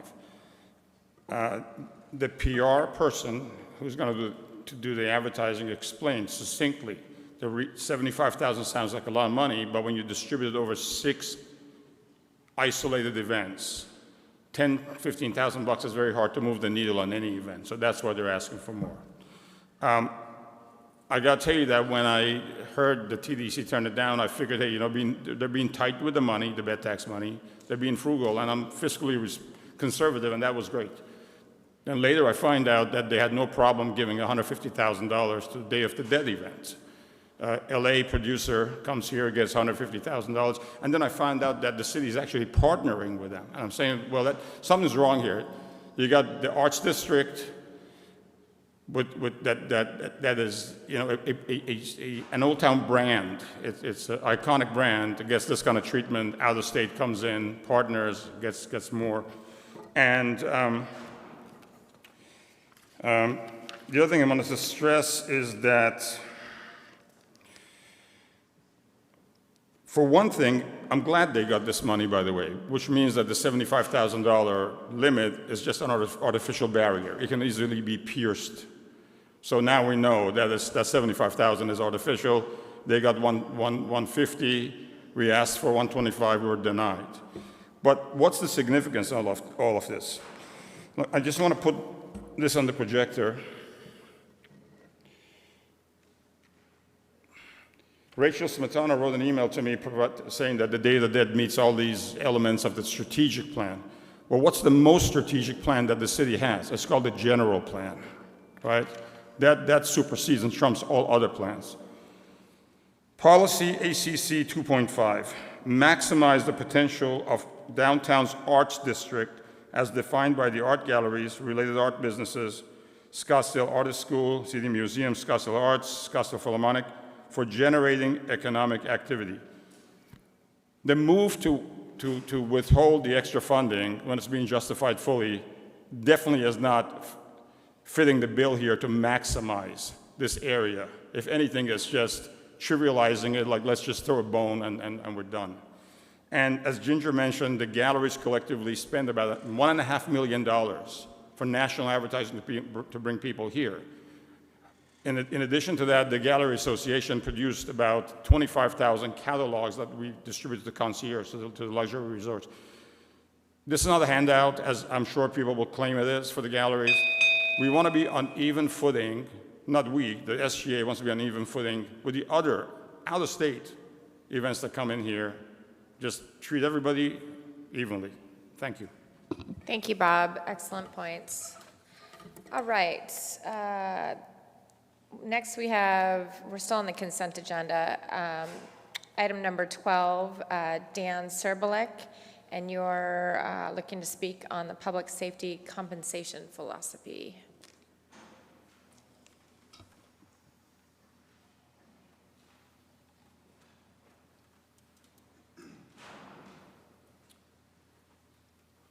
Good evening, Dan Serbalek, address on file. Honorable Mayor Borowski and members of the City Council, my name is Dan Serbalek. I'm a sergeant with the Scottsdale Police Department, and I'm speaking tonight as the president of the Police Officers of Scottsdale Association, or POSA. I represent nearly 300 members of the police department, including civilians, officers, and supervisors.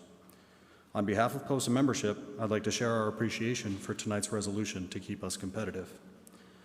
A new mayor, a new council, a city manager from another state with a track record of growth, a new police chief, collaboration from HR, and POSA bringing information forward have all been instrumental in changing philosophy and taking action. Historically, the Scottsdale Police Department relied upon our reputation to attract and retain employees. As the nature of the police department, or of the police market, has evolved, reputation alone has not been enough to keep up. Despite having a dedicated and hardworking personnel division, we've only filled 67 out of 110 Day 1 Academy seats since April of 2023. That's 43 seats on Day 1 that we were unable to fill. Those 43 seats could be the difference between units being fully staffed or relying upon overtime to accomplish their basic mission. Fixing pay in years past only addressed the outcome. Driven by attrition, pay would be drastically increased, only to then fall behind our competitors. Obviously, we can't control the market. What is in our control, however, is how we react to the market. This council has chosen to prioritize keeping us competitive. This philosophical shift to address the process rather than the outcome is a monumental step for our police department. Our officers will never again have to worry about providing simply better service while being paid 8th in the valley. Our personnel division will now confidently be able to recruit with the consistent truth of our pay being top tier. POSA appreciates the mayor, council, city leadership, and police department leadership taking this stance to keep us competitive. While today's resolution will solidify the position of our sworn police and fire personnel, I also need to mention our professional staff employees. Those who don't wear the badge are foundational to us, providing the simply better service we're known for. POSA appreciates bringing our communications professionals up to a competitive level within their field. Quite literally, our citizens can't reach our police officers without first talking to our communications professionals. Anyone that has ever had to call 911 in another jurisdiction can speak to the simply better nature of our dispatchers. The shift in mindset to make all PD employees competitive and keep us there is greatly appreciated. Thank you for the work you've done and continue to do to make being a public safety professional in Scottsdale a top-tier experience. Thank you. Thank you, Dan. Thank you for coming to speak to us tonight, and I'm just very proud of this result. And, you know, we've been talking about it for at least a year and a half, at least on my watch. I'm sure yours a lot longer. But very pleased to see this is going forward, and very proud of our officers and what they do for our community. Thank you. And the not unsworn people in the department as well. Thank you for pointing that out. All right, I think that's the last comment for that item, and moving on to item number 17, Councilwoman Whitehead. Did you want to say? We do. We do. So item number 17, Brian Scott, and you're here to discuss the boards and commissions' annual reports. Hi, Council. Yes, I want to comment briefly on the Tourism Development Commission annual report. The report includes a line that says, quote, reviewed bylaws, city code, no, end quote. That should raise some red flags. We also have no explanation for the $400,000 in payment revealed during your October 7th work study, money that was spent without council knowledge or approval. Yet the annual report offers no breakdown, no reconciliation, and no accountability for these funds. On top of that, the report itself is poorly structured, long, vague bullet points that make it hard for the public to understand what is actually happening. It lacks clarity, it lacks totals that match council-approved funding, and it avoids the most important issues. This isn't just a bad report, it's a missed opportunity to build public trust through transparency and basic accountability. Thank you. Thank you very much. Councilwoman Whitehead. Thank you, Mayor. I move to adopt consent agenda items 1 through 19, with the exception of the pulled items, agenda item 4 and agenda item 8. Second that motion. All those in favor, please indicate your vote. Thank you. Okay, we're going to start with item number 4. And Allison Timku, this is the shade cover for the parking lot outside of City Hall.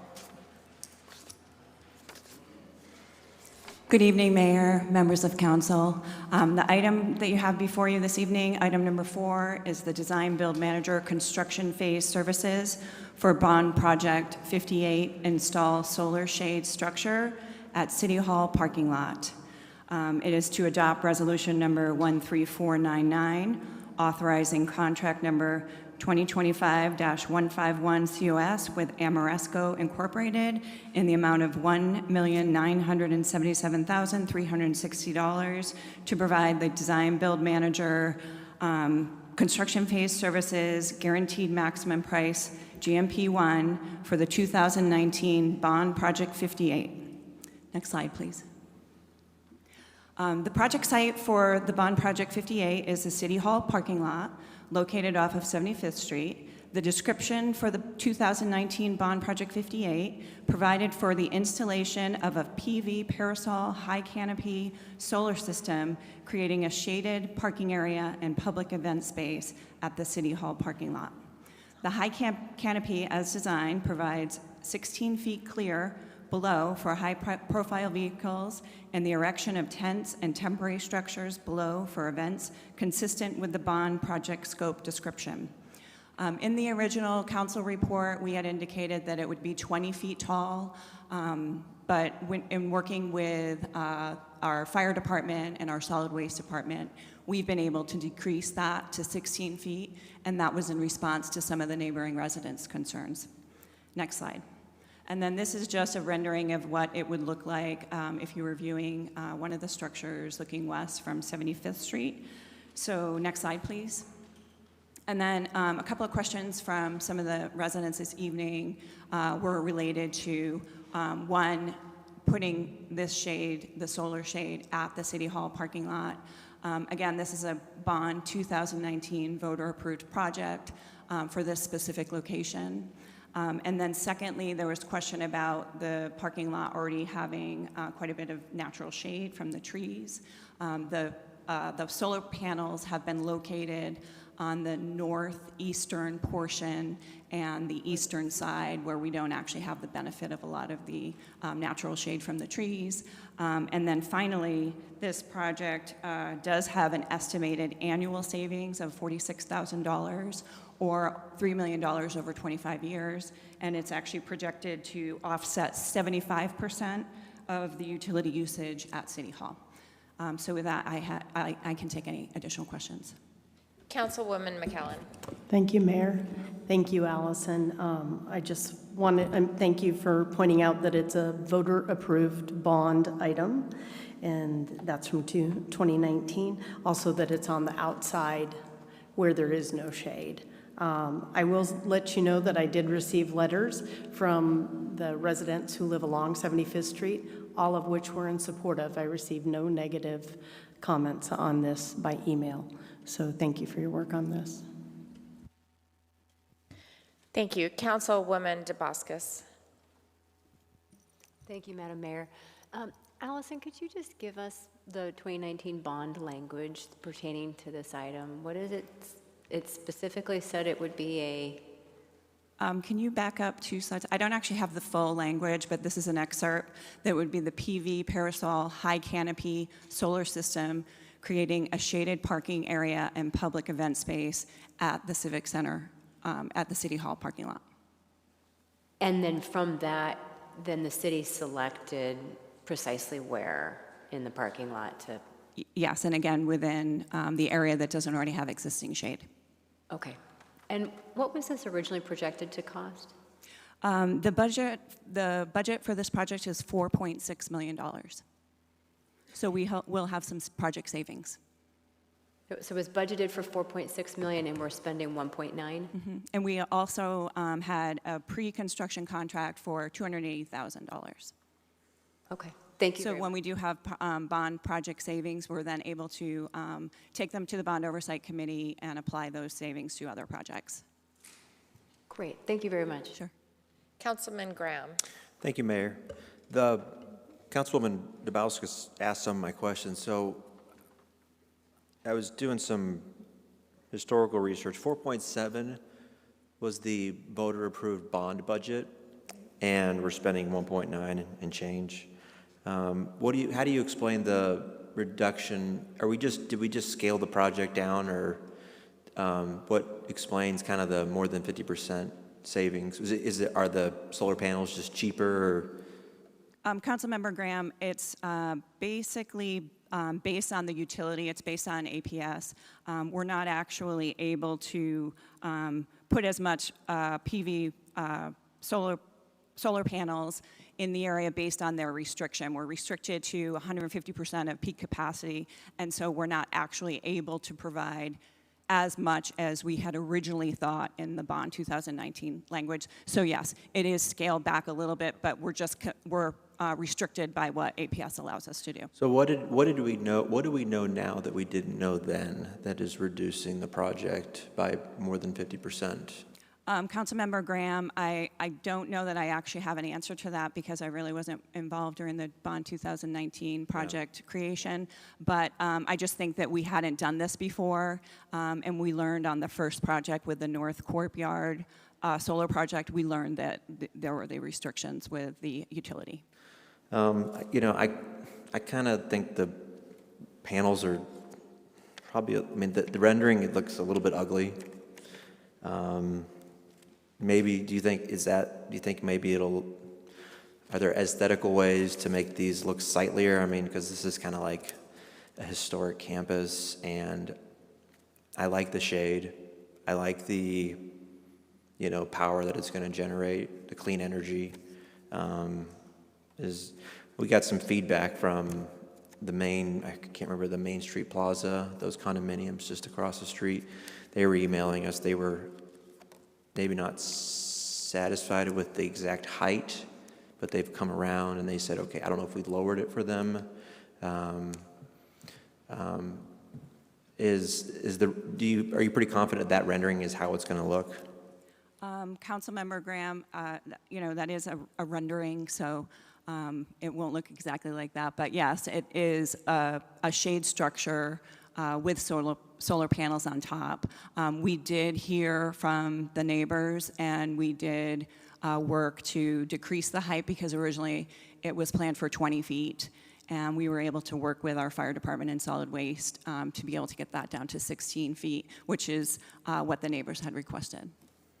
Do you see any problems? Obviously, you had a reason to put it at 20 feet initially. That was obviously your first preference. Do you see any drawbacks for reducing it to 16 feet? Councilmember Graham, no. So I think that original 20-foot height was based on concern that maybe some of the high-profile vehicles, the fire trucks or solid waste trucks, if they had not put some of their equipment down, then they would need that additional clearance. But I think they were satisfied with the 16 feet because really their vehicles will fit under that. Okay. When it's July or August, I kind of don't care what the shade structure looks like. It's nice to park under shade.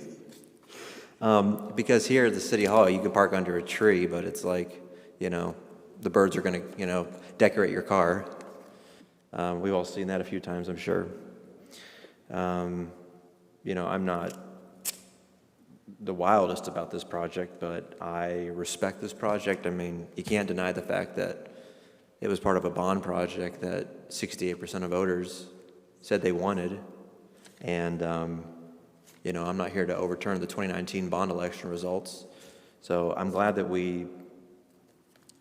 there's 20 other projects in that bond project. So we've got $2.7 million we can put towards other projects. Is that correct? Councilmember Graham, that's correct. Another comment that was made was that we shouldn't be spending money on this project because we should be putting money into potholes. I mean, aren't we pouring $40 extra million, city manager, $45 million? I agree with that comment that since 2019, our PCI, I'm not trying to get off topic, but our roads have rotted from a high 70s to 60-something from 2019 until today. And so we are putting money into this, and while we're respecting 68% of voters who told us to add this solar project to City Hall, it's the language says City Hall. What other location could we have contemplated, in your opinion, Allison or Ms. Timke? Councilmember Graham, it does say City Hall parking lot. I don't know of any other location it would go. Do you? No, I don't. Yeah. Okay.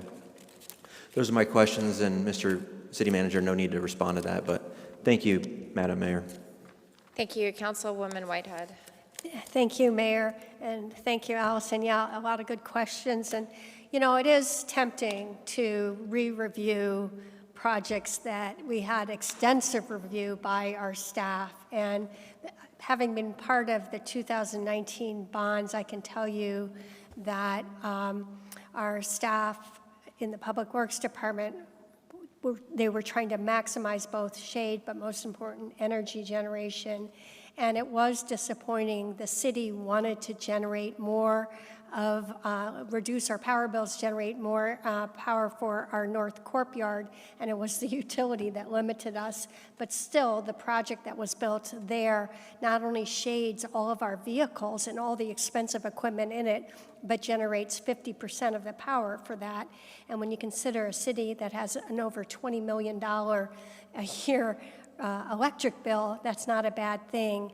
So I do think that, and the thing about the electric bills is they go up, but we pretty much lock in when we build solar and have that energy independence. Can you tell me again what the percent of energy, what were the percentages of energy generated by this? Councilwoman Whitehead, it is projected to offset 75% of the utility usage at City Hall. So, this is a total win-win. I couldn't agree more with Councilman Graham on who doesn't want shade. Are we still putting in the electricity outlets for the farmers market? Is that still part of this project? Yes, Councilwoman Whitehead, we will have electric available. So I want to talk about the look of solar panels, go to Albertsons and look at their little tent things that are always falling apart, and go to any grocery store that spent a little bit extra money and put in the solar shade structures. So much better. But on top of that, with our effort to move the farmers market to this location, this helps the farmers, and it looks better, right? They have to put up their little tents or whatever they have, and it doesn't really keep you cool, and it's a lot of work, and it doesn't look good. So this is going to be far superior for our farmers. On top of that, they don't have to bring generators, which nobody loves, because they'll be able to just plug in. So I appreciate how our citizens review, our budget review each item that we approve, but I strongly support that, and I will move to approve item 4, Design Build Manager Construction Phase Services Contract for Bond Project 58, install parasol solar shade structure at City Hall parking lot, and adopt resolution number 13499, authorizing contract number 2025-151-COS with Amoresco, Inc. in the amount not to exceed $1.977,360 for the design, build, manager, construction phase services, guaranteed maximum price, number 1, for 2019 Bond Project 58 to install parasol solar shade structure at City Hall parking lot. I will second that. Before we take a vote, we have a couple of other speakers, including myself, but I'll ask Vice Mayor Quasman to go ahead. Thank you, Madam Mayor. Allison, what are we going to do with the extra monies? Is there a plan? I know it's going to be redistributed to the other projects, but is there a specific redistribution plan already in the works? Is this? Vice Mayor Quasman, no, not yet. What we will do is we will look at other projects within the same question and see which projects may need additional funding or where it would be appropriate, and then we would bring that to the Bond Oversight Committee for their input and approval, and then we would bring it to City Council. So thank you very much. I appreciate that answer. So I just want to, big picture here, I just want to speak about the big picture. I want to speak to the citizens that while strategic bonding is a fait accompli among urban planning, it could very well turn into a shell game with really good intentions, but it's a shell game nonetheless with your money. And it pains me to see an allocation that the taxpayer thought it was going to be this, but it was that, so it's spent here, and something that people didn't expect. And the question is never, should we give the money back to the people? It's never, nobody ever seems to want to give the money back to the people. So this is something that I know that the people asked for, they accepted it, but I want to just have a word of warning moving forward. We need to be fiscally cognizant of what's happening with your money. It's not our money. It's your money, and it's paying for City Hall. I think that there's always better ways to spend your money. This is not one of them. I understand my colleagues who will be voting yes on this. I understand their reasoning. It has been bonded for, but I will not be voting yes on this. Thank you. I share those concerns. I have a couple of questions for you, Allison. How long do solar panels last? Mayor Borowski, so we usually calculate it based on that 25-year return, so that's when I quoted it would be about $3 million over the 25-year lifespan. But how long do the actual panels last? I mean, they can last up to 25 years. Okay, and then what happens to them? Is there a recycling program for them, or what? I'm not sure whether there's a recycling program, but what we would do is replace the panels at that point. Okay, and when you do the analysis on paying for, did you say 75% of the electricity at That's correct. City Hall, who does that? How do you identify that? Mayor Borowski, it's our a design build manager, Amoresco. they have done the calculations for us, and they're engineers. And they're the ones selling us the panels, right? They're the contractor, yes. Contractor. Did the Citizens Bond Oversight Committee review this particular project? Mayor Borowski, no, they did not review. We give them quarterly updates to all the projects, so I give them an update every quarter on where each project stands, but they didn't review the project because what their purview is they're reviewing scope changes to projects or funding allocations, like if we have savings in a project, where would we apply the savings? Or when we get bond interest earnings, their purview is to recommend where the interest earnings are applied. I would have loved to have them review this because I have concerns, about how these projects were included in a package bond and, 5-6 years later, we're going to construct them. And I do think we can do better at this location, and I think there's more opportunity for these funds, higher priority, which it might have been different 6 years ago, but in terms of where I stand right now, I think that this project does not appeal to me, and I agree with Councilman Graham. It's aesthetically, it's not, it doesn't appeal to me at all. But I know there's limited design that you can do with solar panels. So with that, Councilwoman Whitehead. Thank you, Mayor. Thank you for letting me speak. Again, I do want to address some of the concerns that Vice Mayor Quazman brought up, because I was on the council that put these bonds to the voters. We, and so was Councilwoman Kathy Littlefield, we were extremely concerned about the cost to our constituents, which is why we cut a lot of projects out. We really analyzed, we had staff analyze and make sure each project was cost effective and benefited the community in multiple ways, and the bonds could not be issued in a way to increase the taxes. So taxes had to remain level.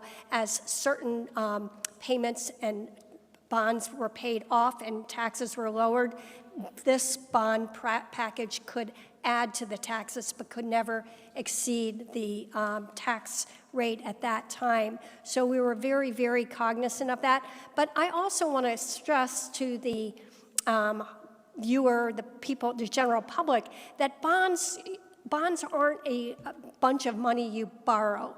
It's the ability to borrow money. Money we don't use, we don't pay for.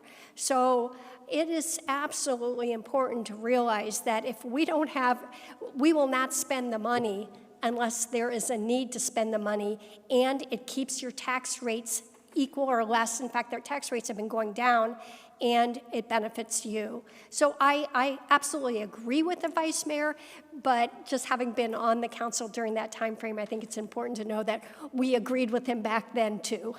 So thank you.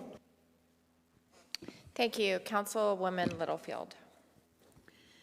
Thank you, Mayor. And I'd just like to say I agree with Councilwoman Solange Whitehead. I was there, she was there, we worked together with a lot of staff and a lot of people putting this package together, trying to figure out what's going to happen in the future and what happens if we do this and how are we going to handle that. And you never really know for sure, if it was going to go under, if it was going to go over, if it was going to be just right on the line. But we did all that I think we could do in order to try to foresee the future, in order to get these shading things done, and ask the citizens if they wanted to pay for them. They had the ability to say no or yes, and they said yes, they want the shade. So I think that's great. I think we can use any additional money that we don't have to spend on these to maybe look at any overrides that we have or anything like that, so that we don't have to go back again to the citizens and say, well, we got 3/4 of this one done, but we need more money for it. I think there's a way to work around that so that the citizens know what they have to spend, and that's it. Thank you. Thank you. Councilman Graham. This conversation is kind of revealing some things about this project. We're gonna put in the solar panels at the city hall, I imagine. 7 out of 10 voters told us yes.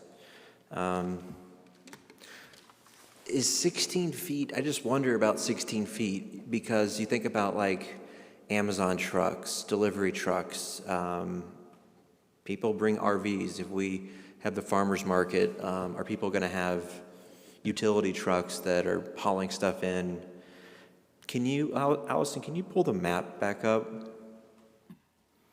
One of the questions I'm wondering is, if we install these solar panel, is there going to be a way for, say someone's driving a tall utility or delivery truck, can they get around it, or do they have to go under it no matter what? Councilmember Graham, I apologize, it's a very small map, but they would be able to get around it. So if you can envision in the parking lot right now, one row of parking at the northeast corner, on the north part of the parking lot, that row of parking will be covered. And then on the east side, it's the easternmost row of parking, and then the 2 middle rows of parking. So then the westernmost parking is not covered. Okay, so if I'm delivering something in a really tall, Amazon truck, I can go on the west side of that and then turn. I'm driving north, I can turn left, and I don't have to go under it, right? That's correct. I'm just wondering if we have any options for if we have any aesthetical options. And I'm not saying we need to go spend more money, because we've already have cost overruns and, these other bond projects. And Vice Mayor Quasman is right. This is not our money. We're stewards of the taxpayers' money, which I find myself disagreeing with Councilmember Whitehead about the way the bond works, because they give us authorization. We sell the bonds, and then we tax them, and we repay the bonds over time. But it's if we continue this tonight, would we have any options as far? I guess now I'm starting to wonder about aesthetics, because this is a historically preserved campus. Are there any historic preservation considerations for us for this project? Because when people come to our city hall and they're going to kind of see this metallic, stark, sort of parking structure. Again, I like the shade in it, and it's July too. But do we have any options as far as aesthetics? I'm not aware of any, but maybe you are. Councilmember Graham, no, I'm not aware of what we can do. I mean, again, it's a shade structure with the solar panels on top. Other than I don't know, painting or integral color or something. It's just kind of how it is. It's off the rack, right? That's what you get. My other concern is, as I think about it a little more, and I'm not trying to, wage a war with Main Street Plaza, is 16 feet. Is that going to feel cagey? Is that going to feel low? Councilmember Graham, no, 16 feet is pretty tall. It does allow fire trucks to go under it, so it's a high clearance. Yeah. I am pleased to know that there is going to be a path for cars, especially taller vehicles, to move about the parking lot without having to go under the parking structure. So if one of my colleagues, I'll wrap up my comments with this, but if one of my colleagues wanted to consider continuing this for like more discussion about aesthetics, but I kind of don't know what that would do for it. I think that ultimately I'm going to respect 7 out of 10 voters that said to put this here. I'm happy that there's been so many cost overruns with these bond projects. I'm happy that there are reasons external to what we're doing, but it's that underage allows us to move that money to other projects and draw less on general plan funds. So I know I'm kind of pontificating at this point, but those are some of my remarks. Thanks, Ms. Timke. Thank you, Mayor. Thank you, Vice Mayor Quasman. Thank you, Madam Mayor. So I pulled up the bond question that actually went to the voters. This is the actual language of the bond question. Shall the City of Scottsdale be authorized to issue and sell up to $112,600,000 aggregate original principal amount of its bonds to provide funds to design, acquire, construct, reconstruct, improve, furnish, and equip parks and recreational facilities and improvements, senior services facilities and improvements, community facilities and improvements, library improvements, acquisition of land and interest therein necessary for such purposes, and to pay all necessary legal, financial, consulting, and other costs and fees in connection therewith. Such bonds will be issued on more serious tax-exempt, blah, blah, blah, blah, blah. Can I just confirm, parking lot solar panel shading was not in the language on the actual bond that somebody looked at on voting day or in their early ballot, but rather it was language in other documents of the city that the city provided? Anybody can answer that. It could be manager, lawyer, city attorney. Madam Mayor and Vice Mayor, if I may, I'll start off. It's been an interesting discussion to watch. I think I'll directly answer your question and then maybe some broader comments. As I understand it, there were the 3 questions, and then there are the number of projects. And so I think what you've just articulated there is the broader question of one of the 3. And then there are expectations for the voters, and as this is the actual agenda item mentions, it's a Bond 58 project. And so there is expectations for particular delivery of these. And there are certain instances where the world has changed in 6 or 7 years, and we will return through the process to say, we question this may no longer be a project worth consideration. We don't believe from a staff level that this is one of those. If you look at the 25-year payback, these solar panels, I've been a part of a project at a city hall that adds solar, and they serve the public quite well. And they last up to 25 years and sometimes beyond. And you look at this, we're in it for the long haul on the return on investment. It costs the taxpayer probably about $2 million-ish when we're all said and done. And then we're in it for the long haul for when you look back 25 years later, it's about $1 million ROI over that $2 million because it's about a $3 million total. $3 million on the revenue side, $2 million on the cost.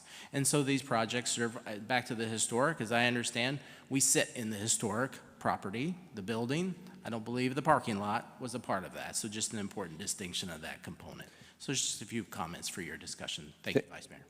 Thank you so much, Greg. This is one of the reasons why you are an invaluable part of this city, and it's really outstanding. This is the shell game that taxpayers have to pay for. And I'm sorry, I can't, this is not going against the will of the taxpayer if you reject bond language that was part of secondary or tertiary documentation that is not there on election day on the ballot. And I reiterate that we need some major reform here when we ask the taxpayer to be able to foot the bill on this. These are working moms and dads and grandparents. And so at this time, facing the fiscal climate that we have right now, I think money could be best spent elsewhere at this time. Thank you. Councilwoman Whitehead. Thank you, Mayor. Yeah, this is an interesting discussion. I did want to answer something my colleague, Councilman Graham, said. I believe that the contractor was chosen by then City Manager Jim Thompson because of aesthetics. So I really am not an expert on who makes the prettiest parking structures, but that was also a consideration. And then again, I want to stress from Vice Mayor Quasman that the county doesn't let us write 500-page books for the voter ballot, so we're limited. And so, but we're a trustworthy government. I know he knows that, and we're not playing shell games, but we are making choices, and not everybody will agree with them. But with that, I'd like to call the question. All right. Motion and second, and all those in favor, please indicate your vote. Or against, again. No, it's just, I think it's on the blank, so we've got a different system. Mayor, point of order. The question was called which demands a vote, but then are we voting on the motion instead? Oh, yeah, that's good. Oh, yes. Do you want to vote on the call to Well, I just want to know, just what are we voting on? the motion? I just went straight to the motion. Okay. There were no more speakers, so it was evident that we're going to the motion vote. So, sorry, I skipped the call to the question. Okay, okay. So, yes, so we're voting on the motion, and that motion passes. Thank you. I do not have any citizens petitions tonight, so we're going to move right along to...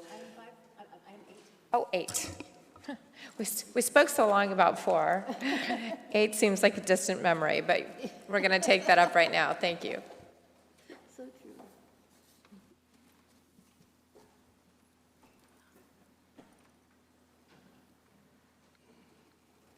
Mayor Borowski, Vice Mayor Quasman, members of council, thank you so much. We're here to talk about the Gold Palette Art Walk. I think you're all very familiar with the benefits of our wonderful 51-year-old art walk, and then 9 years ago they added this gold palette element, which offers 6 monthly enhanced art walks that are well marketed and have extra entertainment. Let's see, pardon me. So I have a lot of words here, but I think unless you have any specific questions, I think you get the gist of it.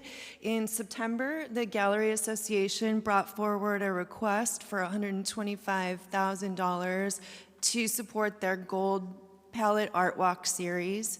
The Tourism Development Commission at that time decided to make a motion and approve $75,000, which is the same funding they had in 24-25.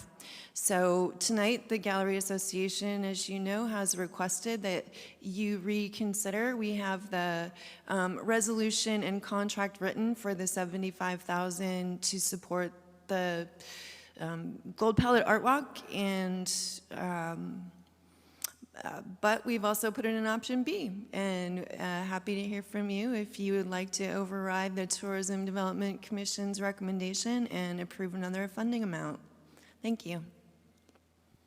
Thank you. I'm going to make the motion right out of the gate to override that and increase the funding amount to the $125,000. I'll second that. And I think we're enthusiastic about this idea, but I know we have speakers. Councilwoman McCallum. Thank you, Mayor. I was going to motion, so thank you for doing that, and thank you for allowing me to second it. I don't like overriding the TDC. I will tell you that right now. I think that all of our boards and commissions have a specific purpose. However, I do believe that watching how experienced Scottsdale has worked and had these Old Town meetings, your quarterly meetings with Old Town. I see how hard the Gallery Association is really working to keep tourism alive, supporting the parking structure in Old Town, which will support all the vendors, all the businesses. And so I think this is just a logical element to increase the funding, and hopefully you will see the benefits of that. And when you do see the benefits, please come back and tell us you have. Thank you. Thank you. Councilman Graham. Thank you, Mayor. Ms. Smetana, when this came before the Tourism Development Commission in September, is that correct? Yes, Councilman. What was your recommendation to the Tourism Development Commission at that time? Our specific we brought forward the request for $125,000. For these particular funding requests, we offer the option to fund it up to the amount requested, fund it an additional amount, bring it back. So we stay kind of neutral on these funding requests. But do you give a recommendation though in your reports? Like staff give us like whenever a zoning case comes before council, staff recommends a course of action. Do you recommend a course of action? You know, we did not in this case. So we brought forward the request for $125,000. It has been pointed out by some members of the Gallery Association that maybe we could have advocated more for the $125,000. It doesn't really, because the bulk of the funding request is for marketing. It's a little outside of our normal funding process. And so the Tourism Development Commission made the motion. We didn't recommend $75,000 either. You just used the phrase, "in this case, we didn't make a recommendation," but that implies you make a recommendation in other cases? We do have, Mayor, members of council, we do have some events like the Prado del Sol and the Tour de Scottsdale that are considered co-produced. One of them recently is the Dios de los Muertos, just a couple of years ago. That became a co-produced. It's got a lot of city staff sweat equity into it. And so we we advocated for that maybe a little more than we normally would for just a for-profit business funding request. The applicant told the Tourism Commission that their budget was $126,000. Did they consider that during their deliberations when they cut it down to $75,000? Mayor, members of council, usually the general guideline is 25% of their operating budget, so this is much more than what the guidelines suggest. It's out of that, and it's a 51-year-old event in an important area of Old Town, so we get the distinction there. I just pulled up the September 16th, the item packet that was presented by Steve Gigama, Tourism Development Manager, and funding availability and potential options. There are currently event development support funds available in the Tourism Development budget for event development. Pending TDC discussion, the following are options. Recommend bed tax funding up to $125,000 or another amount towards the Art Walk Gold Palette event series. So it's that recommend bed tax funding. So did the tourism and did the tourism development, did you guys recommend that $125,000? Mayor, members of council, you can see that there are three different options for them. So, one of their options was to recommend to City Council to fund up to $125,000. I guess I just don't know where the $75,000 came from. Is that just from precedence? Mayor, members of council, yes, that is part of the TDC's discussion was that they had been funded $75,000 in 24-25.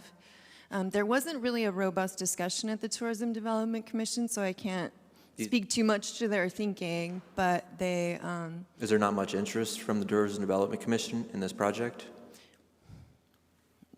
No, I think that everybody understands the value of the Art Walk and the Gold Palette Art Walk and the Gallery Association. And I think that the difference is, it's hard to speak for that public body for sure. They recommended $75,000 to City Council. We're here to take your direction on how you want to proceed. Well, I'm going to enthusiastically support the motion to bump it up. I think in this fund, in this pot of this fund, we have a lot of carryover money to begin with. Taxpayers pay this money for this particular purpose. A homegrown industry, an industry and an event in an area that voters told us repeatedly in our general plans that this is incredibly important to them. And so I hope in the future, council doesn't have to intervene in these kinds of things, and that they can, maybe the applicants can be, taken a little more seriously. So thank you.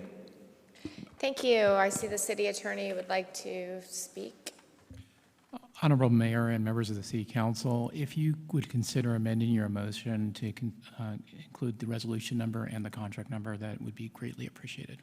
Absolutely. So I'll amend my motion to adopt resolution number 13520, authorizing the one-year agreement number 2025-166-COS with the Scottsdale Gallery Association to produce the Scottsdale Gold Palette Art Walk series and funding up to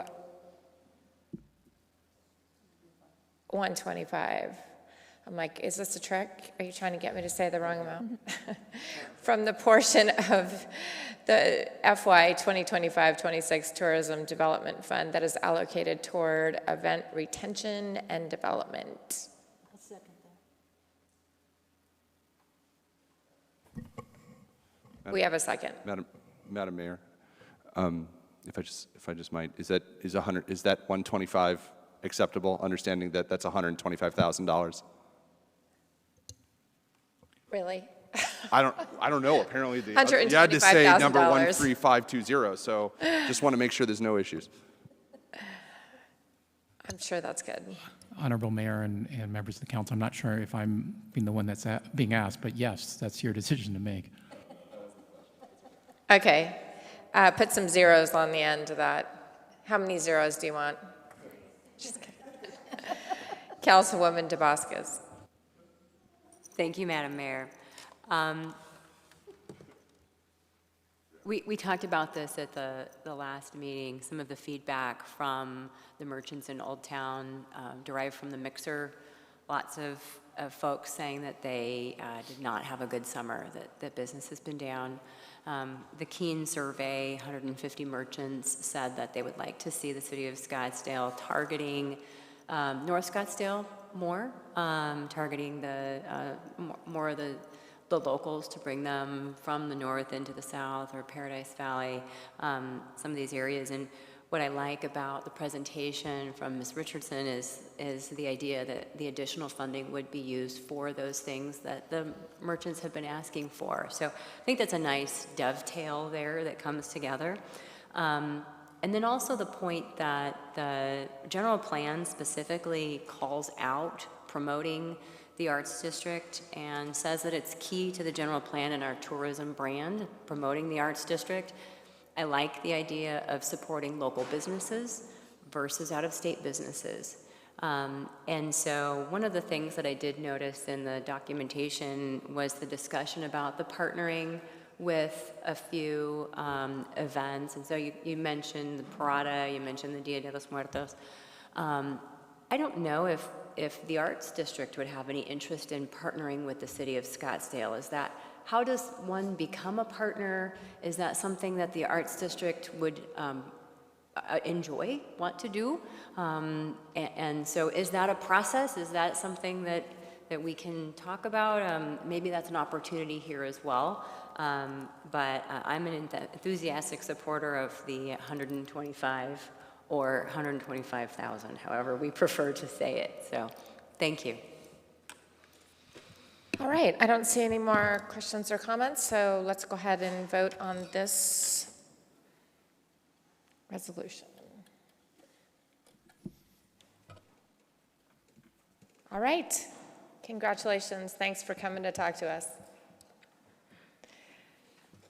Moving right along, next we have a work-study session, and this provides a less formal setting for the council to discuss specific topics at length with each other and city staff, which work-study sessions also provide an opportunity for staff to receive direction and for the public to observe these discussions.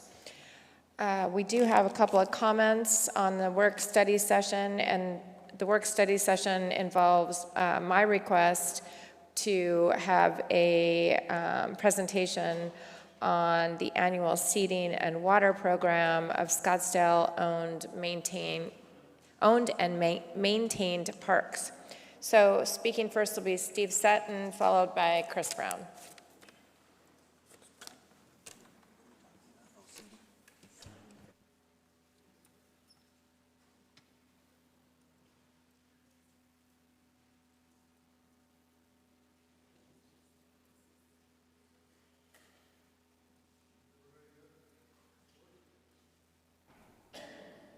Okay. Everybody knows who I am and where I live, right? Okay.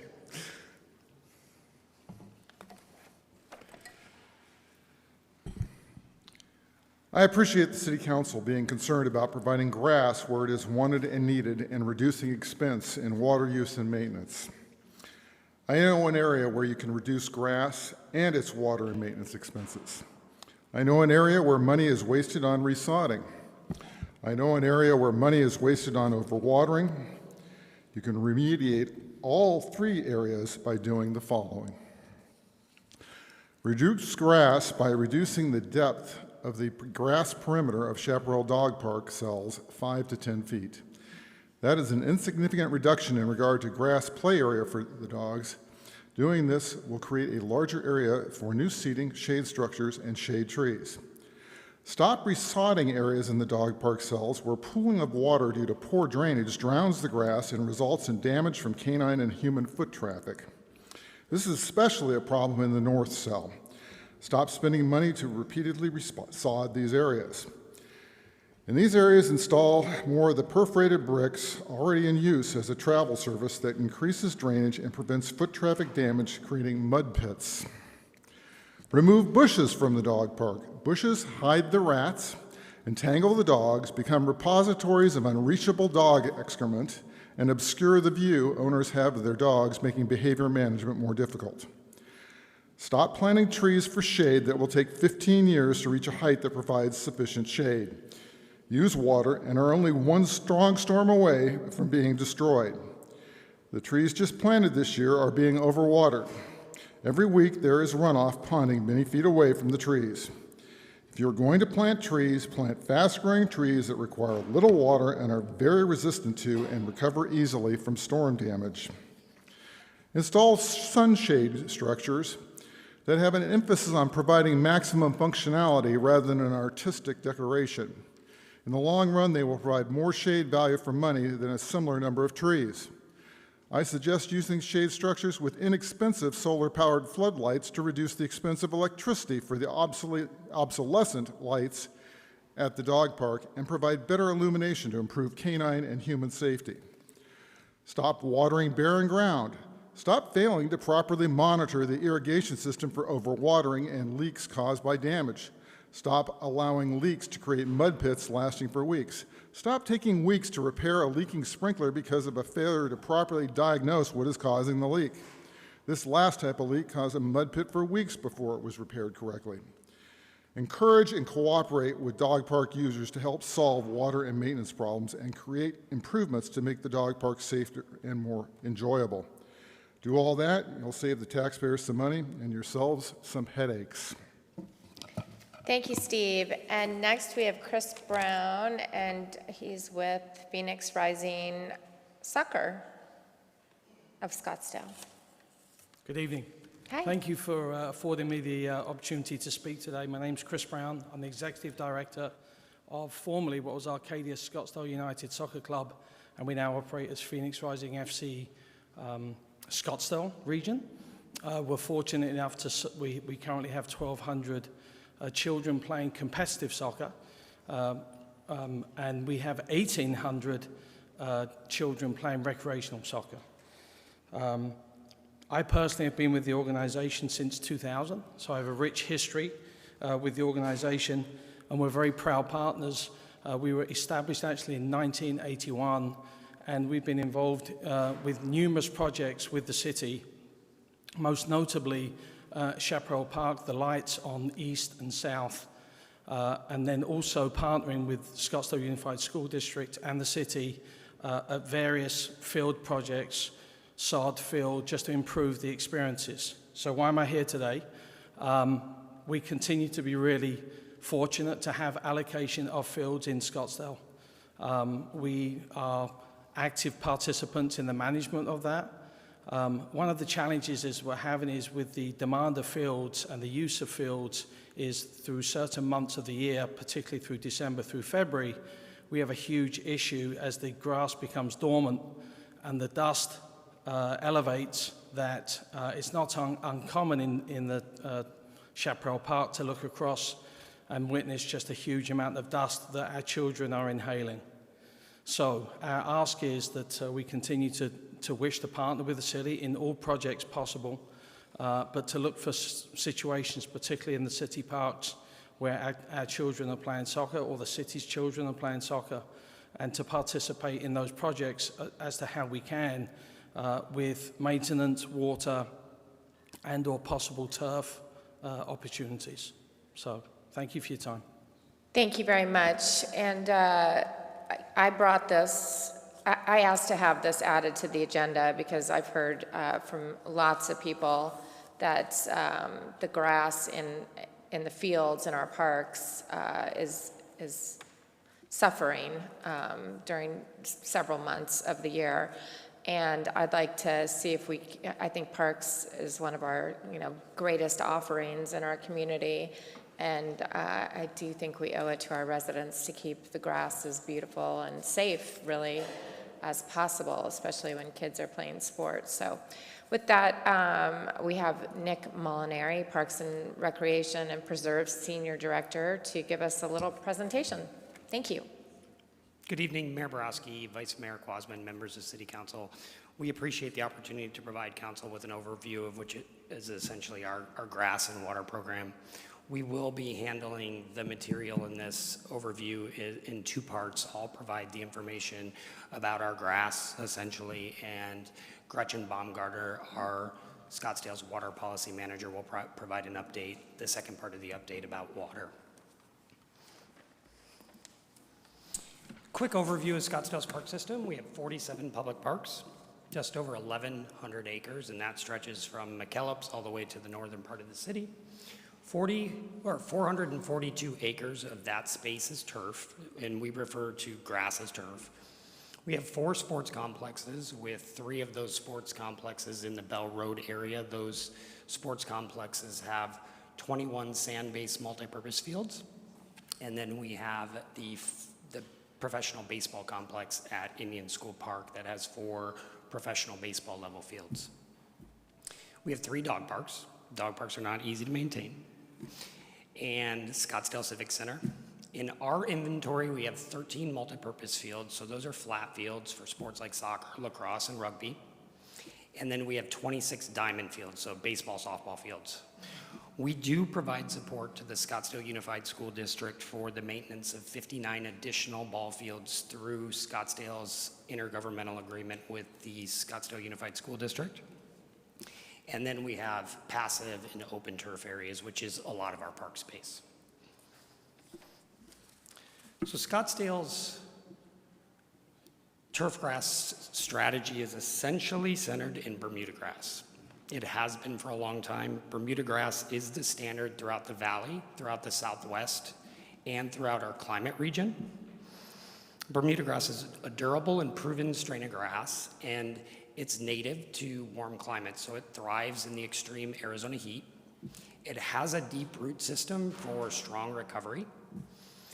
I'll make this point several times throughout the presentation, but the major benefit we see with our Bermuda grass strategy is it allows our parks and facilities to stay open and functional year-round. And that's a huge consideration. So we do not close our parks. We do not close our facilities like the golf courses do. It's drought tolerant, and then it recovers quickly from flooding. And we've seen that over the last several weeks where we've had major flooding in the Indian Bend Wash. Bermuda grass was selected as the surface for the Indian Bend Wash because of its strength. It really maximizes the value we provide to our community through maximized access. So Bermuda grass has a growing season. Its growing season is essentially the warm weather season, April through October. When we talk about the growing seasons, we're typically thinking about nighttime temperatures. That's what triggers growth in grass. It triggers some of the other considerations we see, which is dormancy. Our grass Bermuda grass goes into dormancy. It is not dead, it is dormant.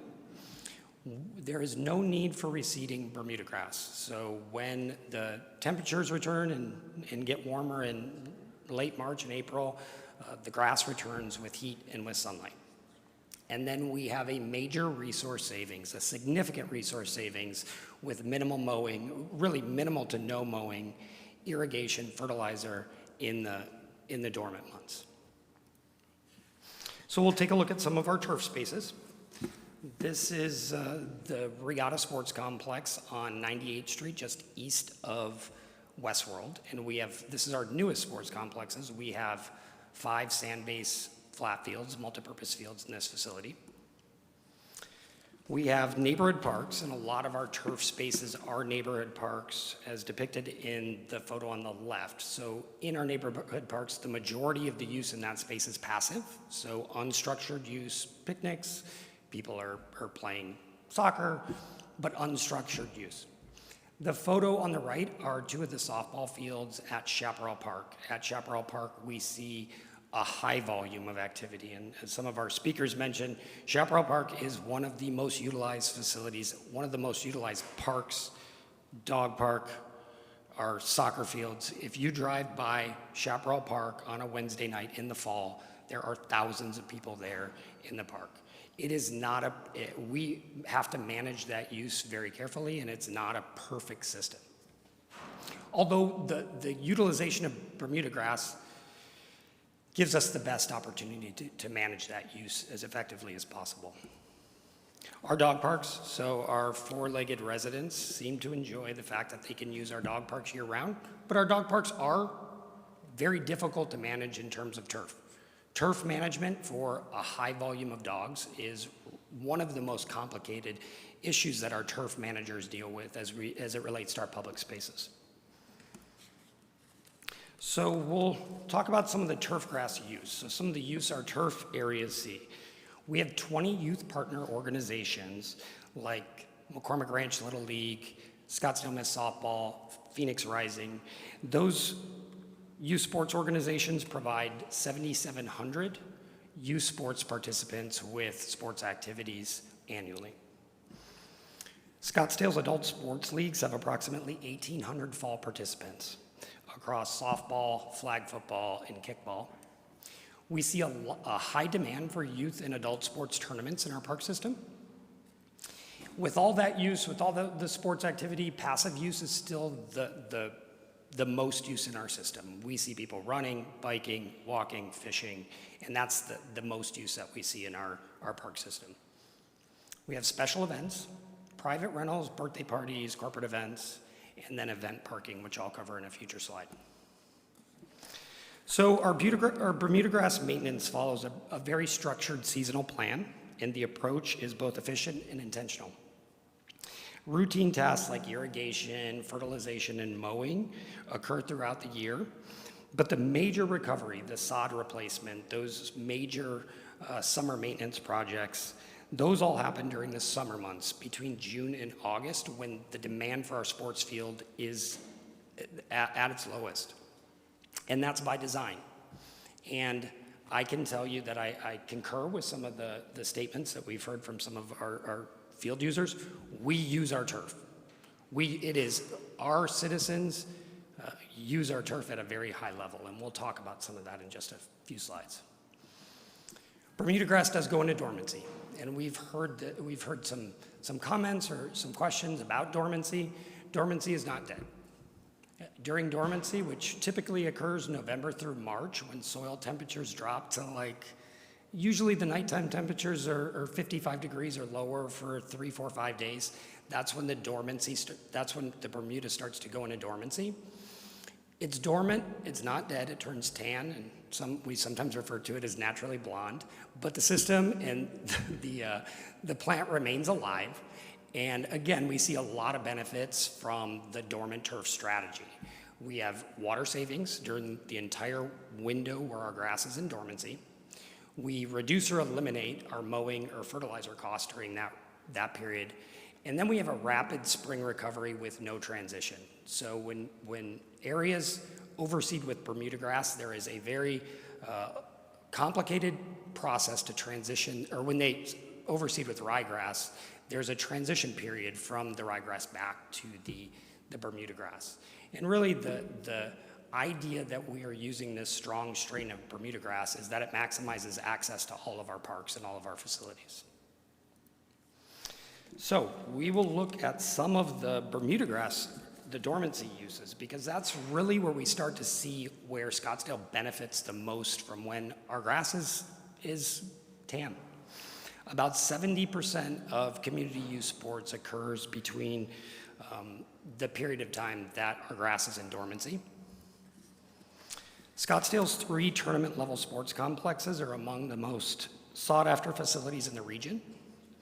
Even as we allow our Bermuda grass to go dormant, these facilities, between the 3 facilities we have in the Bell Road area, we had 71 tournaments last year. The facilities generated approximately $700,000 in direct revenue and resulted in just under 7,000 Scottsdale room nights. Event organizers consistently choose these premier playing surfaces, even as we allow the turf to go dormant. The Parks and Recreation Division hosts a majority of our special events during the dormancy period, and our turf is ready for that. When we did our most recent, the recent Parks and Recreation Master Plan, special events, community events were identified by our citizens as the #1 recreation priority. So there's a lot of value to our citizens in these events. There we go. At Westworld, our Bermuda grass is strong enough to sustain the impact of horses, large events, and heavy foot traffic. And then this is really where we start to see the magic happen in Scottsdale, and where the multifunctionality of our facilities become so apparent to other people, is when we go into our event seasons and the sports complexes transform into parking lots that support the Open and Barrett-Jackson.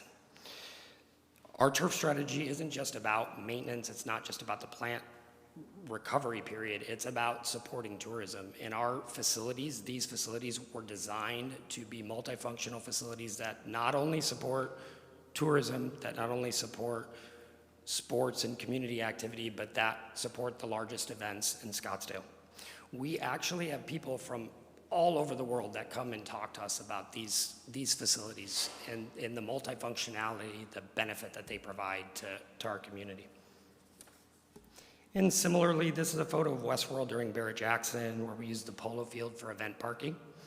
Our Bermuda grass handles the weight and traffic of a high volume of vehicles. And a really good example of this is when we have the fall event right now, which is held during a time where a lot of our areas are overseeding. We wouldn't be able to have that if we overseeded the polo field. So we've mentioned overseeding a few times, and we do some strategic overseeding. Overseeding refers to planting winter grass with ryegrass seed.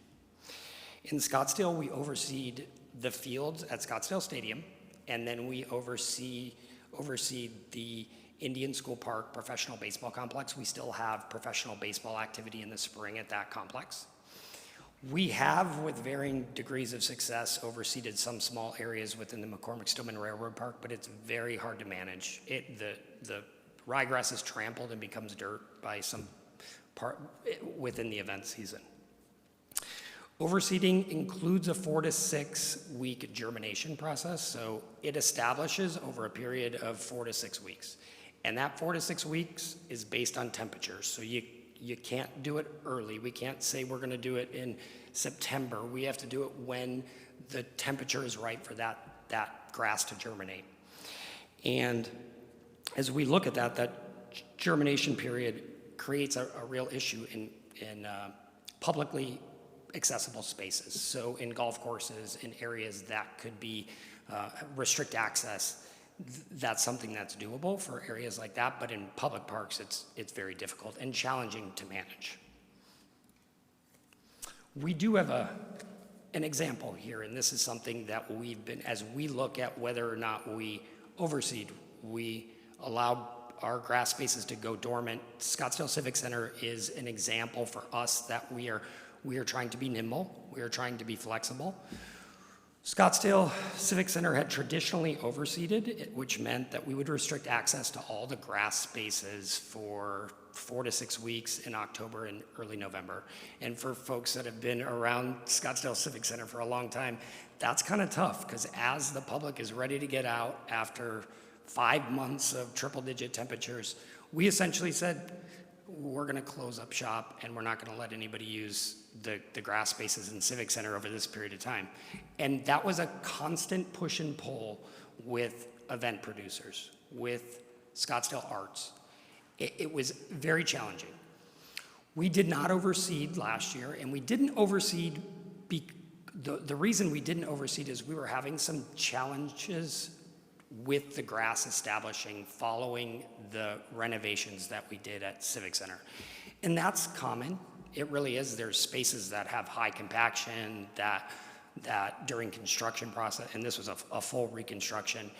So we didn't overseed last year because we wanted to give the Bermuda grass an opportunity to rest and not be stressed with the overseeding process. And that transition really increased the availability of the space. So all of a sudden, the window of October and November was opened up for events. And I think the best example of that is this past Saturday, we held our 50th Fall Festival at Civic Center for the first time. So the event space was ideal for the event, but we had never been able to hold that event in Civic Center because we had overseated. So we had about, we still don't have numbers yet, but over 7,000 people attended the Fall Festival event this past Saturday. It was a huge success, but we would have never been able to hold that event at Civic Center if we were continuing to overseed. So we're evaluating that. We'll continue to evaluate that. But that's a good example of the push and the pull as it relates to access. And I'll take questions before Gretchen comes up and provides the overview on water. Councilman Graham. Thank you, Nick. Thank you, Mr. Molinari. Thank you, Mayor. A few questions for you. Good presentation.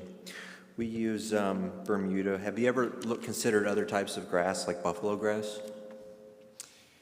Councilman Graham, we have not considered buffalo grass, but we have considered other varieties of grass. We actually, in the space out here, we're using a new variety of Bermuda. It's called Tahoma 31, and it is providing kind of a longer green life. It is a little bit less sensitive to the cold temperatures. So it's a different variant of Bermuda? It is a Bermuda grass, but it is an emerging variety of Bermuda grass, and we are looking at every option. Genetically modified, perhaps? It is engineered. It is genetically engineered. Yes, Councilman Graham.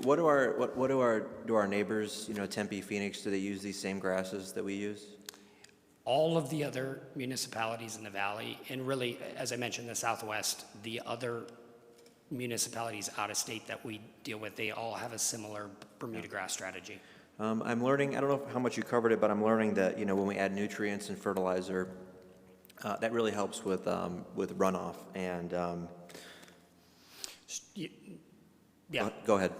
Yes, a strong grass helps with a lot of things. And in our park system, I didn't get too into it, but our park system, Chaparral Park, the Indian Bend Wash Parks, they function as a functional flood control system. Right. So the strength of that grass is really imperative. Oh, yeah. And if you look along, it's been hard to watch because some of the golf courses in the Indian Bend Wash have overseeded, had all their seed washed away during the storm. So that was, I kind of had that thought about, monsoon and how that could be disruptive to the seasonality. You had that picture of cars parking up north near Westworld. It's a lot more pleasant to park on grass than a dusty dirt lot, I will say. Do we recoup any of those costs for the overseeding for the Scottsdale Stadium or Indian School Park? Councilman Graham, that's a great question. Yes, through user fees, through use permits that we charge for those facilities, we do. I would say that this is a generality. I didn't prepare this information, but Scottsdale Parks and Recreation has a relatively high cost recovery rate, probably the highest in the valley, which we were able to validate when we did the most recent master plan. So we're at a 32 to 35. We've had a bit of a reorganization, so it's hard to really put those numbers together, but we're at about a 30+% cost recovery, which some cities are in the 10 to 15%. So the Bermuda doesn't die, it goes dormant, but does the extreme heat ever kill it? Councilman Graham, no. It's just unkillable. It is not unkillable. Foot traffic will kill it. So as our youth sports partners will attest, we have a very, very challenging balance of use versus rest. So if somebody comes to me and says, this extreme heat is going to kill all the public park grass, I'm going to say, Mr. Molinari said that is false. You can quote me, Councilman Graham. As far as heat and grass, that is really our Bermuda grass growing season, where Bermuda grass grows and is most active in its growing cycle. I want to thank our golf courses across the city for what they do in addition to our parks to augment that, because I like grass, and it just does so much for, anti-heat island. It brings cooler, it makes it so much cooler. And so there is a cost for, ripping out grass and replacing it with rocks.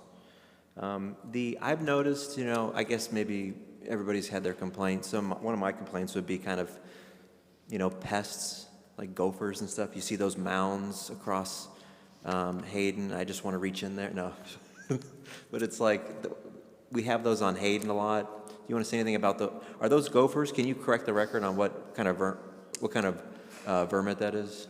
I can, Councilman Graham. We do have gophers, yes, and we treat those gophers actively. Our staff, contractually, we're trying to work to manage the gophers, but we do have gophers in our park system, without a doubt. It's incredibly damaging because you see how. Right along Hayden, you see it. You do see along Hayden, and that's outside the floodplain, so it never really gets washed out. But I don't think that would really matter. But it's not really an aesthetic that's it's not a putting your best foot forward kind of thing. So and my last question is, do you do any smart irrigation? Like when it's down. I know we get 1 to 3 inches a year, whatever the number is.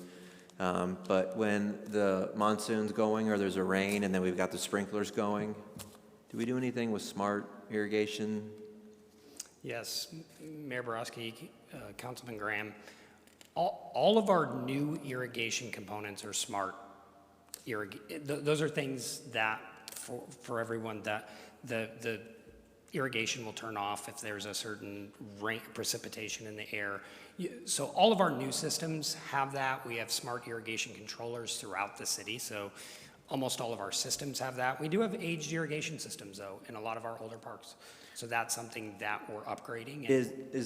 When we do a lot of these, especially with Prop 490, we do a lot of these upgrades to these parks. We're gonna integrate these smart weather-based systems so that we're not ever sprinkling when it's raining out. Yes, Councilman Graham, we absolutely are. That is a priority. And it's not just the smart technology, it's new booster pumps. It's things that push the water more effectively so we can have better coverage, have better results with our grass through the irrigation and the water that we do use. But absolutely. Those are my questions for now, Mr. Molinari. I want to give credit to the mayor for bringing this issue up. This is an informative issue, and I think it was an important item for her to talk about. We appreciate that the council appreciates grass, honestly. Thank you. I agree. We can't have too much grass. I like it. Vice Mayor Quasman.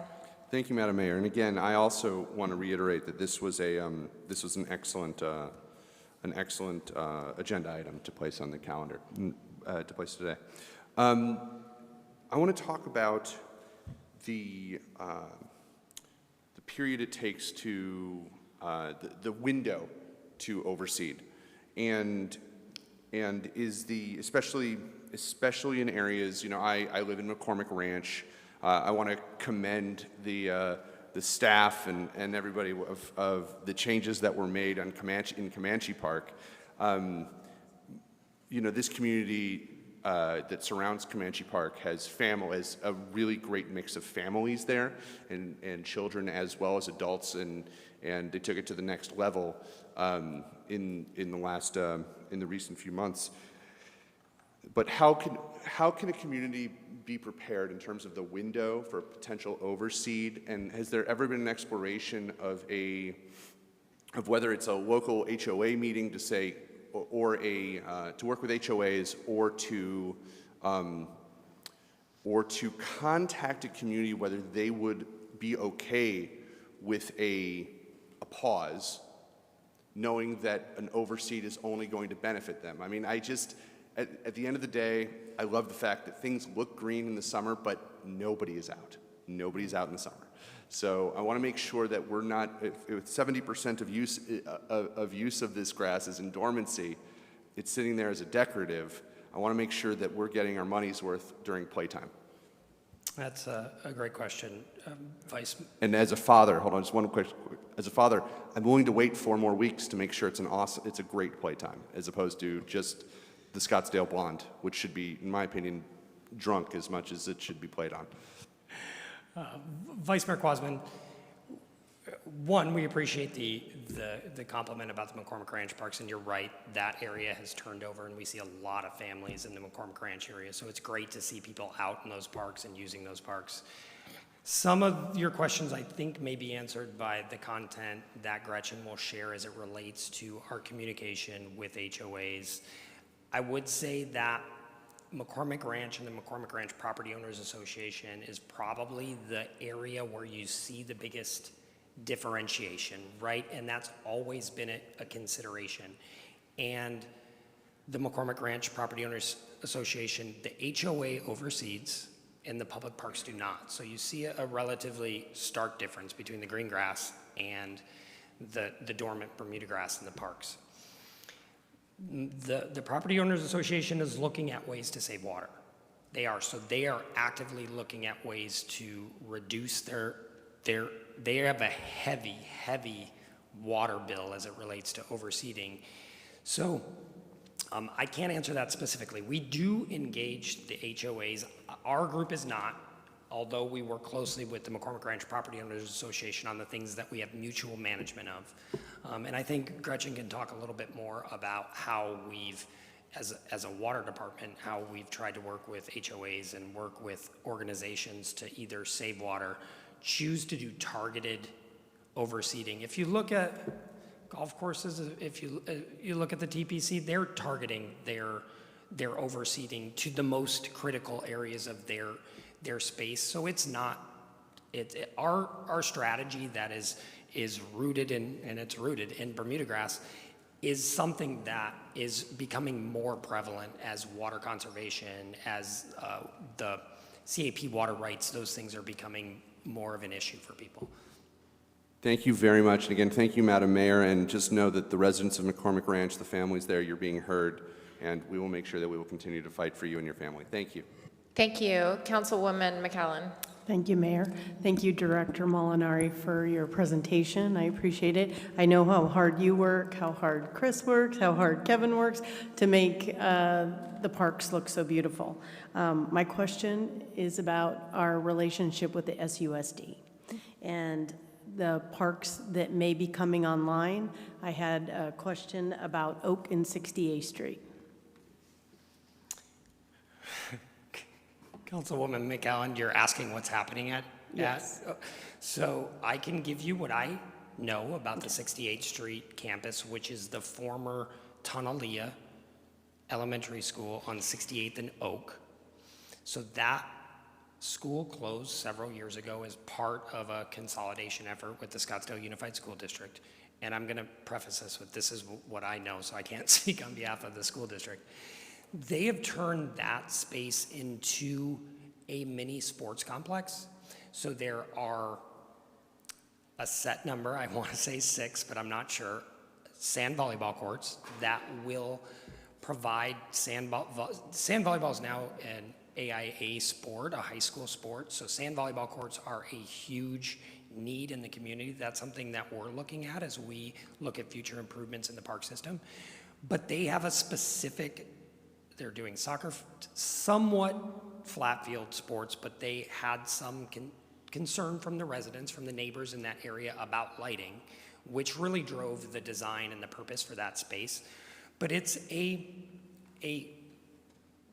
sports facility that will be prioritized for SUSD students. I believe at this point they do have some plans to maybe rent it to the public, but they want to see what the use is going to be for the SUSD community first. Okay, my question, the reason for my question is that we've entered into many IGAs and we take care of, an example, Kiva Elementary School, a lot of the elementary schools, we take care of their fields. If we were to take care of that facility in some manner, would we be able to use it to generate revenue? That's my question, or that's just my hope. If we end up putting our tax dollars, citizen tax dollars, in Scottsdale towards that we should be able to use it in some way, shape, or form. Councilwoman McAllen, we meet with the school district on a regular basis, monthly, to talk about our IGA, about our shared use, about the facilities that we co-manage or that we reserve or maintain on behalf of the school district. And then we do receive the revenue for that. So that's something that is, and I think you're speaking to that. The 68th Street property is something that we have discussed. It is, at this point, it's not something that the school district is looking at partnering with the city. And first, I think they want to understand what the needs are within the student body, the SUSD student body, before they do anything beyond that. Thank you. You're welcome. Thank you, Nick. I have some questions. So if you, I think you said the overseeding, because I'd love to see it like that all year round. We would too, yeah. And I know it's possible because you see it all over, but maybe is it possible with the use of fields, the fields out there at the parks? So, Mayor Borowski, is it possible? Maybe, but it would compromise significant use. So our community partners would essentially have their fall season.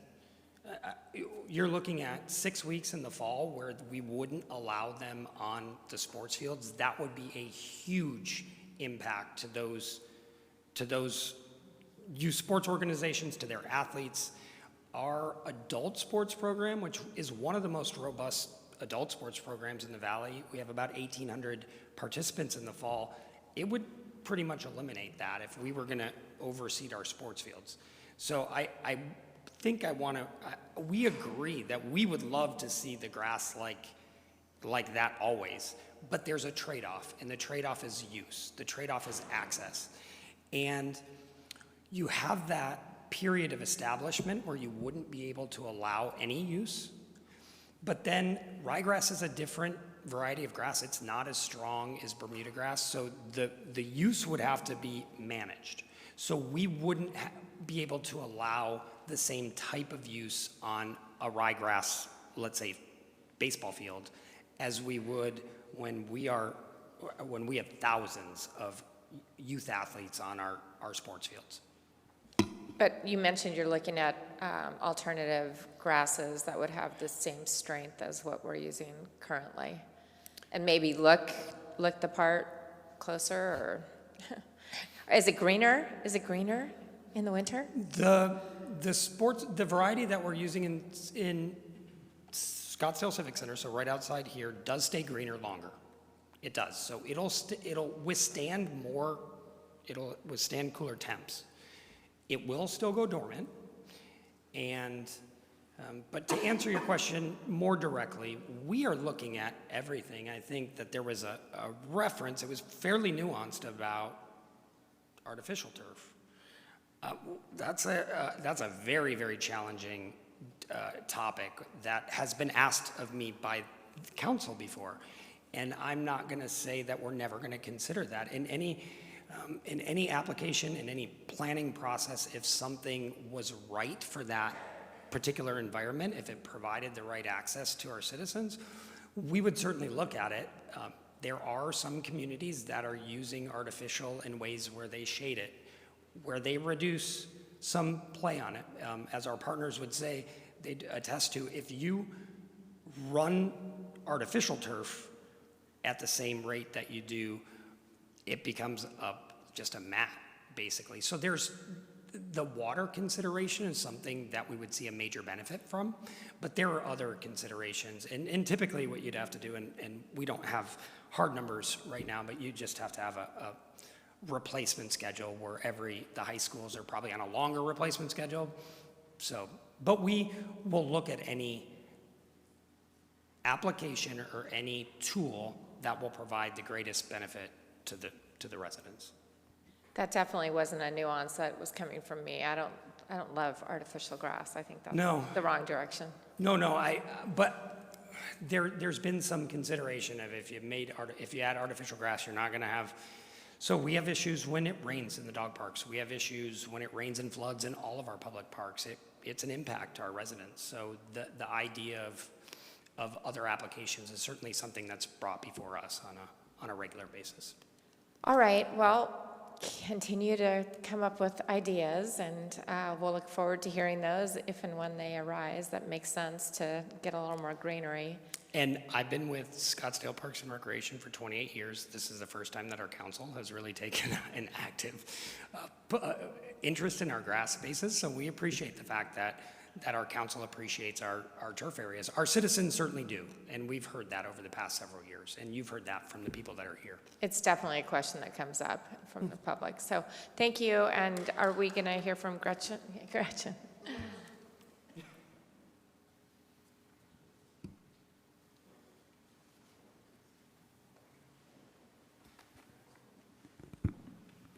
I'm a little shorter than Nick. Good evening, Mayor Borowski, Vice Mayor Quasman, Council. My name is Gretchen Baumgartner. I'm the Water Policy Manager at Scottsdale Water. Scottsdale Water has a long relationship with the park. So when Nick first started talking about overseeding, he invited me to have a conversation with him and thought it would be a really great conversation because when you think about grass or turf, you can't have that conversation without water. So tonight, just for informational purposes, and Nick did a really great job talking about grass, so I'll just super briefly talk about our water conservation programs, the regulation and the governance around our conservation programs, our water supply that is being affected by the climate and the drought situation, and then how we've expanded our water conservation efforts over the last 4 to 5 years. So Scottsdale has a really long and proud conservation program. We started in around 1980, 1978 was when we built the Xeriscape Garden. And then you can see from the slide there, we continue to add to our conservation programs, conservation awareness programs, ordinances, incentive rebates. We have a new Water Smart portal, and all these things are regulated by the state, and then we have to report to the state as well. So let's talk a little bit about our ordinances. So enabled to really kind of be an effective and efficient water user city, we have limitations on new water features. We have grass limitations on commercial and new HOA properties. We have an ordinance on leaks that escape someone's property, and we have a bunch of incentives. So over the last several years, our incentive rebate program, we've given out several $100,000 for folks to really dial in and get efficient with their water usage. But you can't really talk about conservation and you can't really talk about water usage until you understand exactly how we use our portfolio and how we use our water. So I've done this slide several times in front of council and in front of our residents. So this is the pie of which we send our water to all of our residents. But the vast majority of our water comes from the Colorado River. So when we talk about water usage and water conservation, we can't not talk about the Colorado River because 70 to 75% on any given year is made up of Colorado River water. And there's an issue on the Colorado. Over the first 100 years of its inception and usage, the system, and there's 40 million of us that use it, 7 states and a whole other country, there's a 16% differential between what was currently the system giving and what the first 100 years the system gave. And so when we talk about our water usage and we talk about our grass and we talk about our residents and we talk about our future, we have to understand what the future holds for our supply, which is a really important component when we talk about how do we use our water so people understand what the past looked like, but also what the future looks like and what it holds, and how do we plan for that? So when we talk about water supply, it's really important to understand 1 year of snowpack and 1 year of supply doesn't really paint the picture. So this is a hydrology of the last 5 years. And so when it snows up in the Colorado River Rockies it's where we get our Colorado River water. Obviously it flows down the river and comes to us. But what happens is, even in a good snowpack year, and you can see in 2023, we had 161% of a snowpack year. It was a beautiful year of so much water, but it did not stop what's happening on our water supply. There's a big differential between snowpack that falls and the stream flow that supplies our water. And that differential is what's really hard to plan for because the uncertainty on what stream flow actually becomes the supply and how we put that supply to use in the future is wildly uncertain. The issue on the Colorado is longstanding. The last several years, we've been in a shortage on the Colorado, which means the city of Scottsdale, the state of Arizona has taken less water, which means in the future we're going to take less water. So how are we going to be efficient with it? How are we going to find ways to have a conversation with our businesses, with our residents, to how to use water efficiently? How do we plan for the future? And some of that is going to be in conservation. It's going to be in a lot of the things as we talk with council and we talk with residents when it comes to infrastructure. But one of those things is conservation. And when I say conservation, what I mean is efficiencies, right? We don't want to overuse our water. We don't want to be abusive with our water. We want to take every specific drop and put it to a really good, beneficial use. The Scottsdale Water Division has been a great partner with the parks over the last 2.5 decades. The parks has done a really great job, above and beyond what it takes to actually use water and be efficient. You can see the graph there, the bar chart. Parks looks at all of their water usage at every single park, and they have a goal, and they go under that goal every single year to be good stewards of our water usage. Because when we ask our residents to do something, the first thing they're going to do is they're going to look at the city and ask what they're doing. Over the last several years, we've done water audits on almost all of our facilities. We partner with parks whenever we can. We partner with our facilities, and we ask our residents to really understand their water usage and find ways for efficiencies. Some of our conservation programs you can see there. We've expanded a lot of our programs over the last several years. We are in stage 1 of our drought management plan. Now, our drought management plan is statutorily required. So we're in stage 1, and that just means expanded messaging. You can see there that several of our expanding messaging, we ask people to reduce by 5% starting in 2021. Really, that's just understanding your water usage and finding your leaks and figuring out ways that you can appropriately irrigate your own property. Most people actually over-irrigate. We give out water audits to folks and an amazing amount of incentive rebates for folks to find ways that they have non-functional grass within their yard and find ways to beautify their yard, but also reduce their water footprint. And this is our current fall media campaign. We do have a no overseeding campaign, we have for many, many years, finding those non-functional areas within residential property that doesn't necessarily need overseeding. And then we just have our conversion grass xeriscape workshop a couple of weeks ago, which was really successful. And we have our portal. So able to give people understanding of their own water, they have to really kind of see it in a really finer resolution. And so you can see it on an hourly basis. You can turn on the portal right now, and the vast majority, about 60% of residents have access to this data currently right now. And so this is my last slide, but I just want to say in closing, conservation and water awareness is going to be really important, but we try to work with our customers, both our commercial and our residential customers. Not necessarily to make their water go away, but to find efficiencies within their water usage, because everybody's a part of the equation as we walk through our water future. Thank you very much. Councilwoman McCallum. Thank you, Mayor. Thank you for the presentation, Gretchen. I have a question. I know it depends on what the Bureau of Reclamation does with water division, how they divide it through the states, the Colorado, and I know it's going to end up in courts, et cetera. What is stage 2? You said we're in stage 1. What is stage 2 so we can mentally prepare? So of our drought management plan, stage 1 can actually be enacted by the city manager, which Jim Thompson did in 2021. Stage 2 is something that only you guys can enact. Stage 2 has to be a council-driven decision. And then we have a drought management team made up of several departments and divisions that get together and talk about what this means to the city. And then in stage 2, the drought management team would come together and talk with council about their recommendations, how we further our awareness campaign. But we've never been in a stage 2 before, so that would be a new arena for us. We don't want to go there. Thank you. I appreciate you explaining that. Councilwoman Whitehead. Thank you, Mayor, and I want to thank you for putting this work study session together. It's been very interesting, and I really appreciate it. We were tracking, I think, 22, 23, and I'm sure you still are, the dollar and water savings with like HOA that gained by the various incentive programs, homeowners and HOAs. Do we still have that data? I don't have those numbers on top of my head, but we do have a one-pager that we could send out that we had from the last calendar year.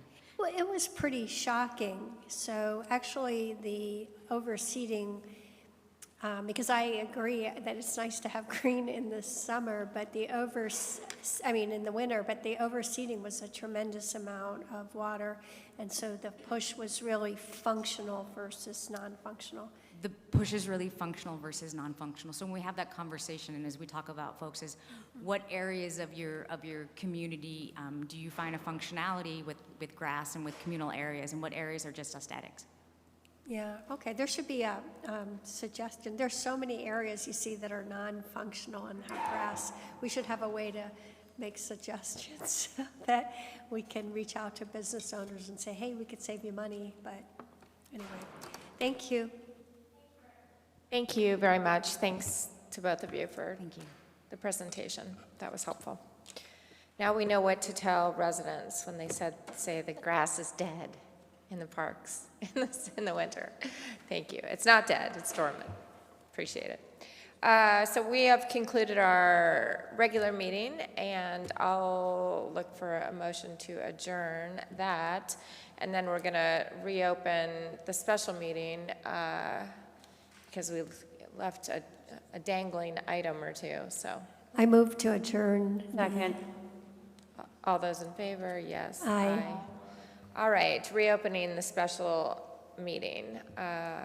We left off with going into executive session, and there was a question whether we had a deadline, and I think that's been answered, so. Oh, what happened? I was listed first. Councilman Graham. Would my colleagues be interested in deferring this meeting till the next meeting? Yes, I second that. Enthusiastically, yes. All those in favor, before anyone Aye. changes their mind? Aye. Great idea. Was that bad? Move to adjourn special meeting. Open and shut. Thank you.